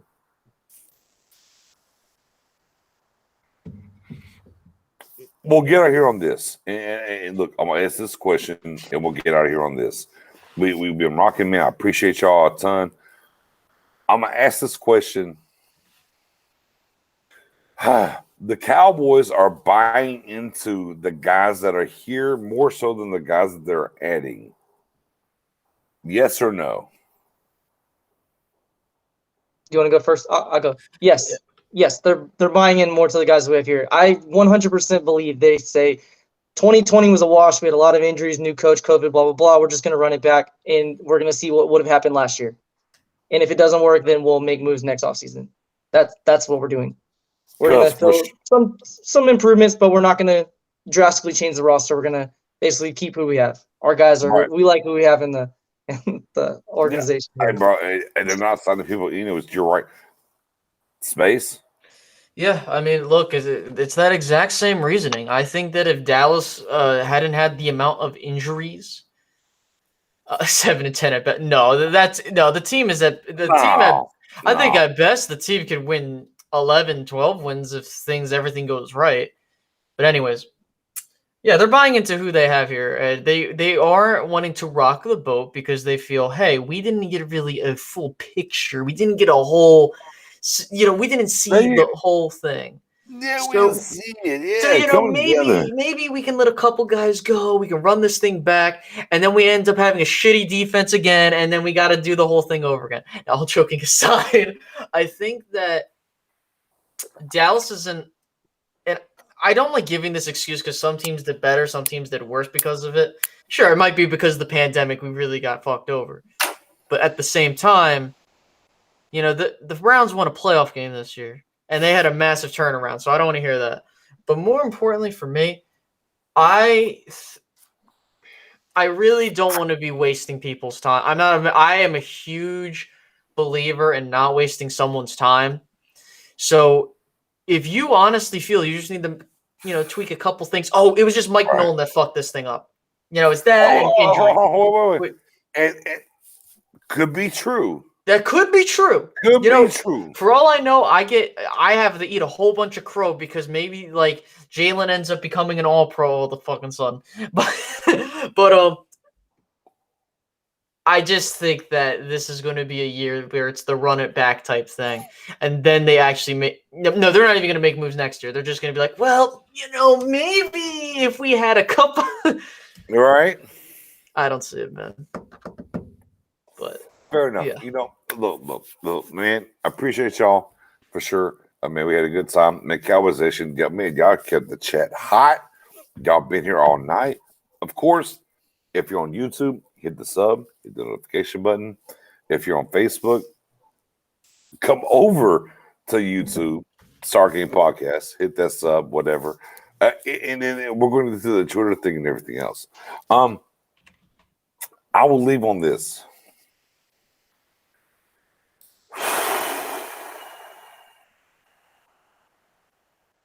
Currently, right now, guys, at 12:32 Central,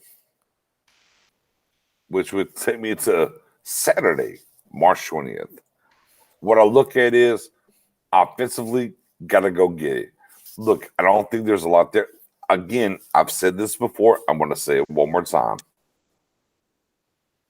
We'll come back and we'll revisit it. I think the Cowboys splash signing is going to be. You ready? Go for it. It won't be Alden Smith.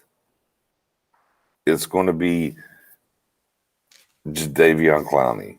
I literally believe Jadeveon Clowney is going to get signed for the Cowboys. Now, people are going to have this pause. Oh, my God, he's trash. He's this. Again, we go back to my guy, Brent. Not splashy. 16 games, 8 starts. Really 6'7", really great against the run. When you talk about this defense and what needs to be changed is stopping the run. When you talk about a Jadeveon Clowney, if we look at him in Seattle in the same scheme, again, I don't care what he look. I give zero fucks about what he did in Tennessee. I go back to Houston and I go back to especially Seattle. Same defense. Bro, he wrecked in Seattle. Bro, he wrecked havoc. He was a great defense run stopper. He did get a ton of sacks, but he caused so much chaos in the backfield. Again, watch what I tell you. I think Jadeveon Clowney is going to be the quote-unquote shut up signing. And we'll see and we'll go from there. No ifs, ands, or buts about it. That's kind of how I feel. As we get to the brass tacks, as we get out of here, Steven, in where we are, and this, and offenses here, and we'll see, and yada yada. As Space mentioned, it's tough, man. Big huff, big puff. It's just tough. I've talked about it tremendously a ton of times. I just look as a fan, guys. I just want to see eventually. Look, it's not about spending the most in free agency. It's not about just go sign a shit ton of guys or whatever. It's about doing the right things and making sure you're, plugging the holes around. Look, we tell about Kyle Fuller or Adoree Jackson. Look, low-key, right now, do y'all think the Cowboys are going to sign Adoree Jackson or Fuller? Do y'all think this is going to happen? No. Our rivals will with Jackson. Right, exactly. However, do you think we will sign a cornerback that plays outside? Yes. Mm-hmm. Why would we sign the best? Right? And there's the problem. And therein lies the entire problem. The Cowboys never, ever in the past 20 Laurie Glover, the best tackle we signed forever. But neither here nor there. We never push our chips as an organization into the middle. And therein lies the issue. Until we do that, man, we're going to sit here. Hey, this guy, oh, we'll draft this guy. Oh, a free agency. We'll do the same shit. We'll do this, man. My guy Matt Owen, first time tonight, bro. You have rocked it. You're going to be a multiple time here now, by the way. However, 3 years from now, if we stay on the same course, we're just kind of going to rotate and do the same thing. But neither here nor there, guys. I'm gone. I worked to open to close. I gotta go. I gotta go. I'm gonna do it again tomorrow. Space. I love you, man. As soon as we did our first show, it had to happen. I'm glad it happened tonight, man. Tell the people where they can find you.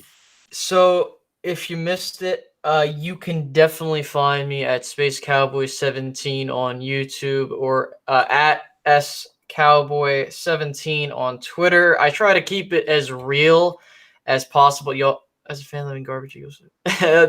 Justin, I literally live 10 minutes away from Philadelphia, 20 minutes away from Philadelphia. Actually, no, it's 10 minutes away. So I feel you. But I try to keep it as real as possible by trying to be professional. Unless it's on Twitter, then nothing is professional. Or if it's in person, so at that point, it's just whatever happens. No, I try to. Wild. I'm just saying. But no, if you want to be a part of that, by all means, make sure to give me a follow and subscription. So, yeah.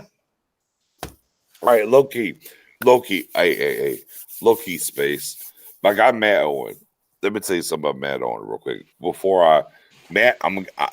I'll give you your space. But my guy Matt Owen, man, we have been behind the scenes and chopping it up and everything. Let me tell you something about Matt Owen. Bro, he's dialed in. Space. Look at me. Look at me. Right now. Mm-hmm. Man, my guy Matt Owen is dialed in. I've tried to get him on before a lot of different times. Y'all saw the heat he brought tonight. I hope this isn't the last time. I hope I can. I'm hoping I can bring him under the Stargang umbrella. I don't know what he's going to do. I'm just going to bring him in. Man, my guy kills it consistently. He's got Twitter. Man, he is good. He's fun. He's great. Matt Owen, by all means, please tell the people where they can find you.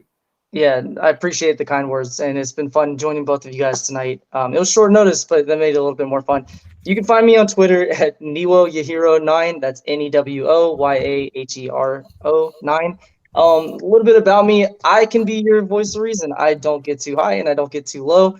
I'll be the guy to talk you off the ledge. So when you feel that moment coming, Cowboys wise, hit me up. I can probably give some stats to help bring it back a little bit. I'm a numbers guy, so I love talking contracts. I'm a PFF grading fool, so if you want to chat with me about that, let me know, and I can discuss that with you all day. Maybe we can talk about that next time. I'd love to tell people a little bit behind the scenes how it actually works.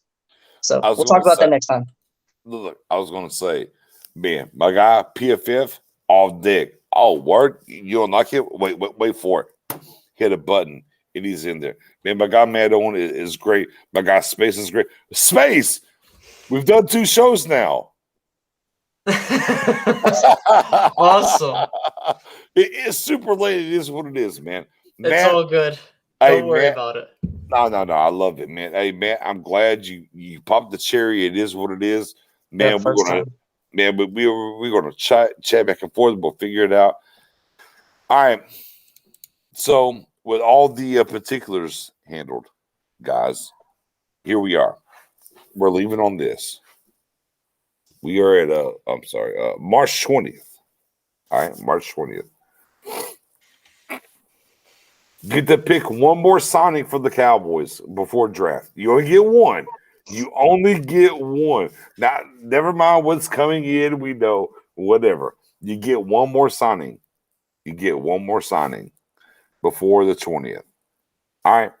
So, with that being said, Matt Owen, Mr.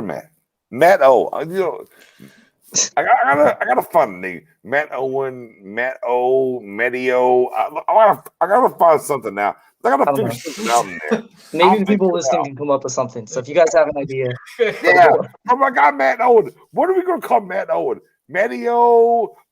Loki, I like Medio. I'll leave this for the people. They can decide. All right, well, we'll leave it to the people. We'll figure out what we're gonna call Matt. Matt Owen, Mr. Owen, Medi Ice. No, we can't. No, that's that. been tried to take trademarked, that. bro. You can't be doing that. Yeah, we can't do Matty. Matty O. Look, hey, in the chat. What are we gonna call Matt going for? But either way, I'm taking a cornerback because that takes a lot of pressure off of us early in the draft. Yes, sir. I'm going with Casey Hayward. I've mentioned him a few times tonight. He has the Joe Witt connection. He has the McCarthy connection. He's an older guy, so he's not a long-term solution, but he's a guy you can give a 3-year deal. Who's the name again? Casey Hayward. Casey. Chargers gone. 31. Look, 31. Still young enough. Still young enough. I'm with you. Go for it. Round that out. No. Oh, sorry, my bad. Yeah. So he played with the Packers. He's the guy who can go take the ball away. He can match up with the number one. He had a rough year last year, but the Chargers did in general. They lost a lot of crazy games, but over his career, he's been consistent. He has the Joe Witt connection. It takes a lot of pressure off us on the draft where we don't have to reach at 10. We can say we got a cornerback. We have Diggs. We have Lewis. We're okay there. We can look in the second and third round for a cornerback. Let's take the best player available. So I'm taking a cornerback. I'm going with Casey Hayward. I like Fuller. I'd love to have him, but I think Hayward's a more reasonable, more Steven type of signing. All right, so we got Matt O in the building from my guy Josh. Queen. But I'm sorry, Queen. Queen chastises me and says, "Don't call Matt Matty Ice. Don't be disrespectful." I wasn't trying to be disrespectful. I appreciate my guy Matt. I've been trying to get him on forever. So Matt O and Matty Ice don't do it. Let's see. Space. You get one. You got one left. Yeah, look. What do they call them? You're when you're on the want to be a millionaire. Your last lifeline. Who's your free agent that you want to bring in here? Honestly, as much as I would like Casey Hayward, I need to fix this defensive tackle. Give me the Ndamukong Suh. Oh, he went the assassin. He went Sue. He went assassin. Listen, man. I want to get a guy in here that look, Geno Atkins and what's his face, Gerald McCoy, Steven moves. Yeah. I need someone in that interior to cause a problem. I understand he's an older guy. I don't want him for long, but knowing how the Cowboys go, I'm with you. I need him. I need him because I feel that the Cowboys are not. I feel like they're gonna just take a corner at 10 because they're like, oh, we need a corner. I hope they don't do that. But give me Ndamukong Suh. I need a mauler in there. I need someone like that.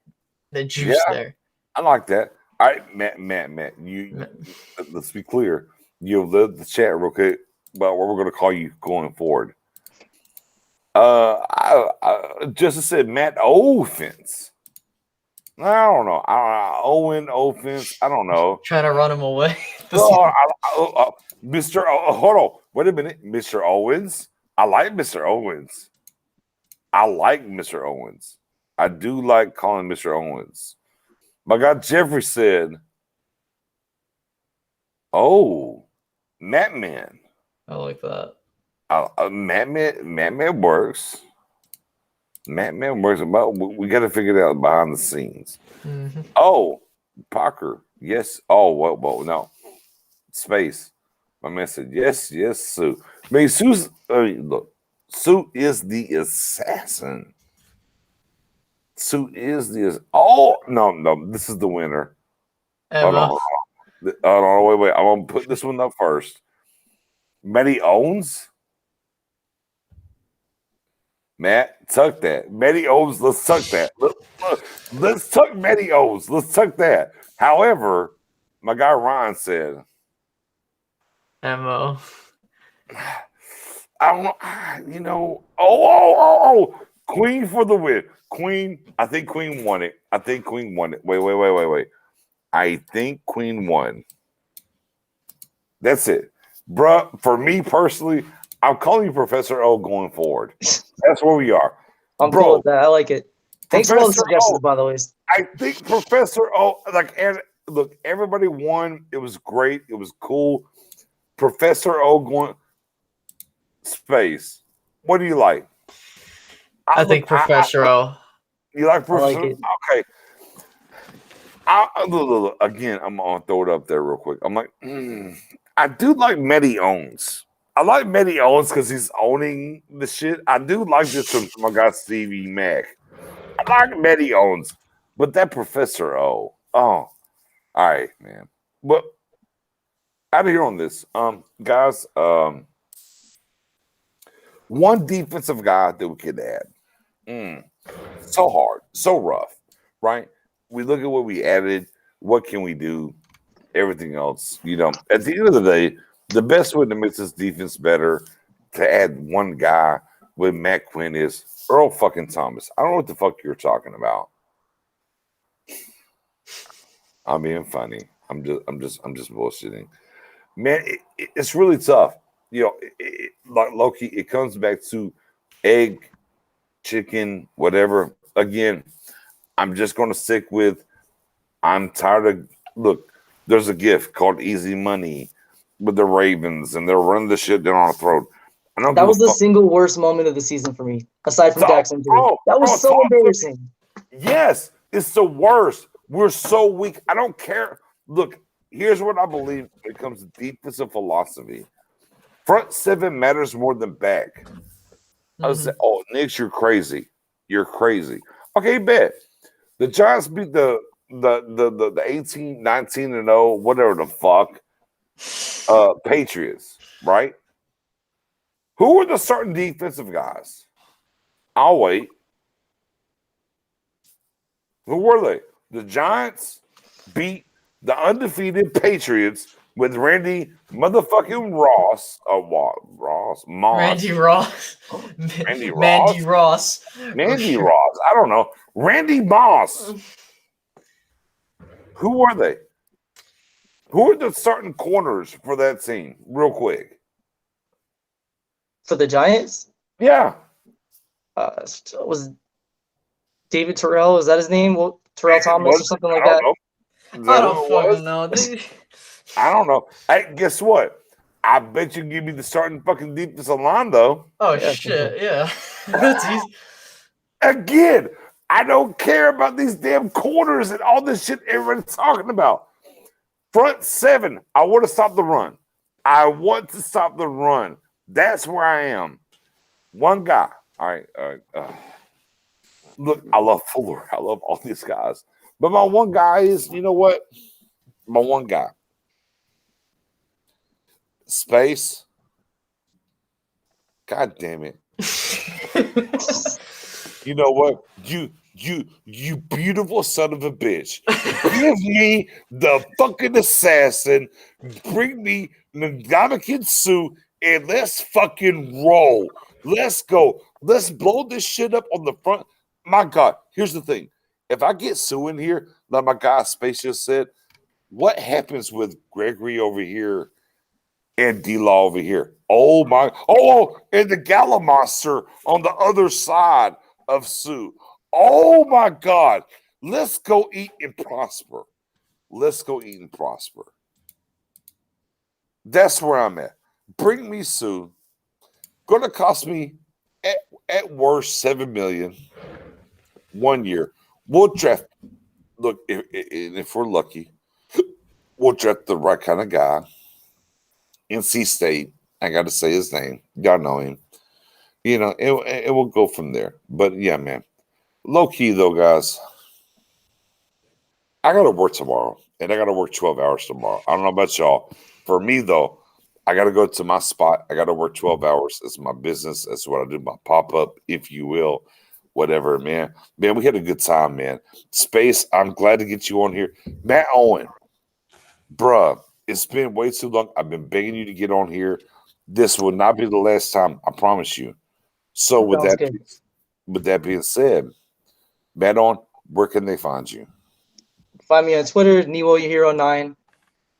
Give me a follow. I'm happy to chat with you guys anytime. And again, Space, pleasure being on with you and BJ. Yeah, same to you. A lot of fun. Space, with your wild ass on Twitter. Where can they find you? Man, just follow me at SCowboy17 if you want to really see shit go down. That's all I'm gonna say. Hold on. Look, my guy Mendoza's crazy. He said Sue Campbell Neil and Bowie. Boy, yeah. Oh shit, that'd be pretty fire.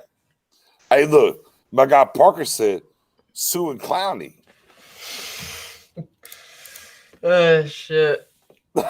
Hey man. He said got to bed. LOL. Hey, Go to look, bed. Hey, listen. look, I told y'all before y'all came on. I'm famous for 5+ hours. Whenever you sign up to come on over here, I can't tell you I might be here for 5 hours. But yeah, I work 12 hours today. I don't give a shit. I'll talk Cowboys. And I'll ride out. But either way, I'm not going to do that. Man, the space, man, I appreciate you, brother. I love what you do on Twitter. I try to co-sign you there. Matt Owen, low key, like, let me give my flowers. I believe in giving flowers. Bro, you are very knowledgeable, sir. Appreciate it. And I've asked you beforehand to come here. Things happen. Man, the stars aligned. You came over here. And Loki, I hope that you decide to really, really, really dip your toe in here. I really do. I really decided you want to come on this side, and I can bless you and get you underneath this veil. That what I do. If not, whatever. But I want to support you either way, no matter what, bro. Like, you got it. No ifs and buts. Oh, look. So I told you. Look, my people know. Look, my people know. My boy just said 6 hours. No, we're not doing that tonight. Nah. No, we're not. Look, my other guy said, "Good morning." No, Sash, no, sir. We're not. See, that's the tempting of me to go further, but no, real shit. Man, I just met my guy. I love it. Hold on, man, y'all guys are great. We're gonna get out of here. What did we get out here on? You know what, Space? How do we leave this shit before I hit the stop? What do you want to leave it on? Hit it for the people. Wait and see. Oh, wait and see. All right, Matt Owen. What do you want to give to the people for? Is it wait and see, or do you got something else? I'm just gonna leave it with hashtag Pits at 10. That's it. Oh, Pits at 10.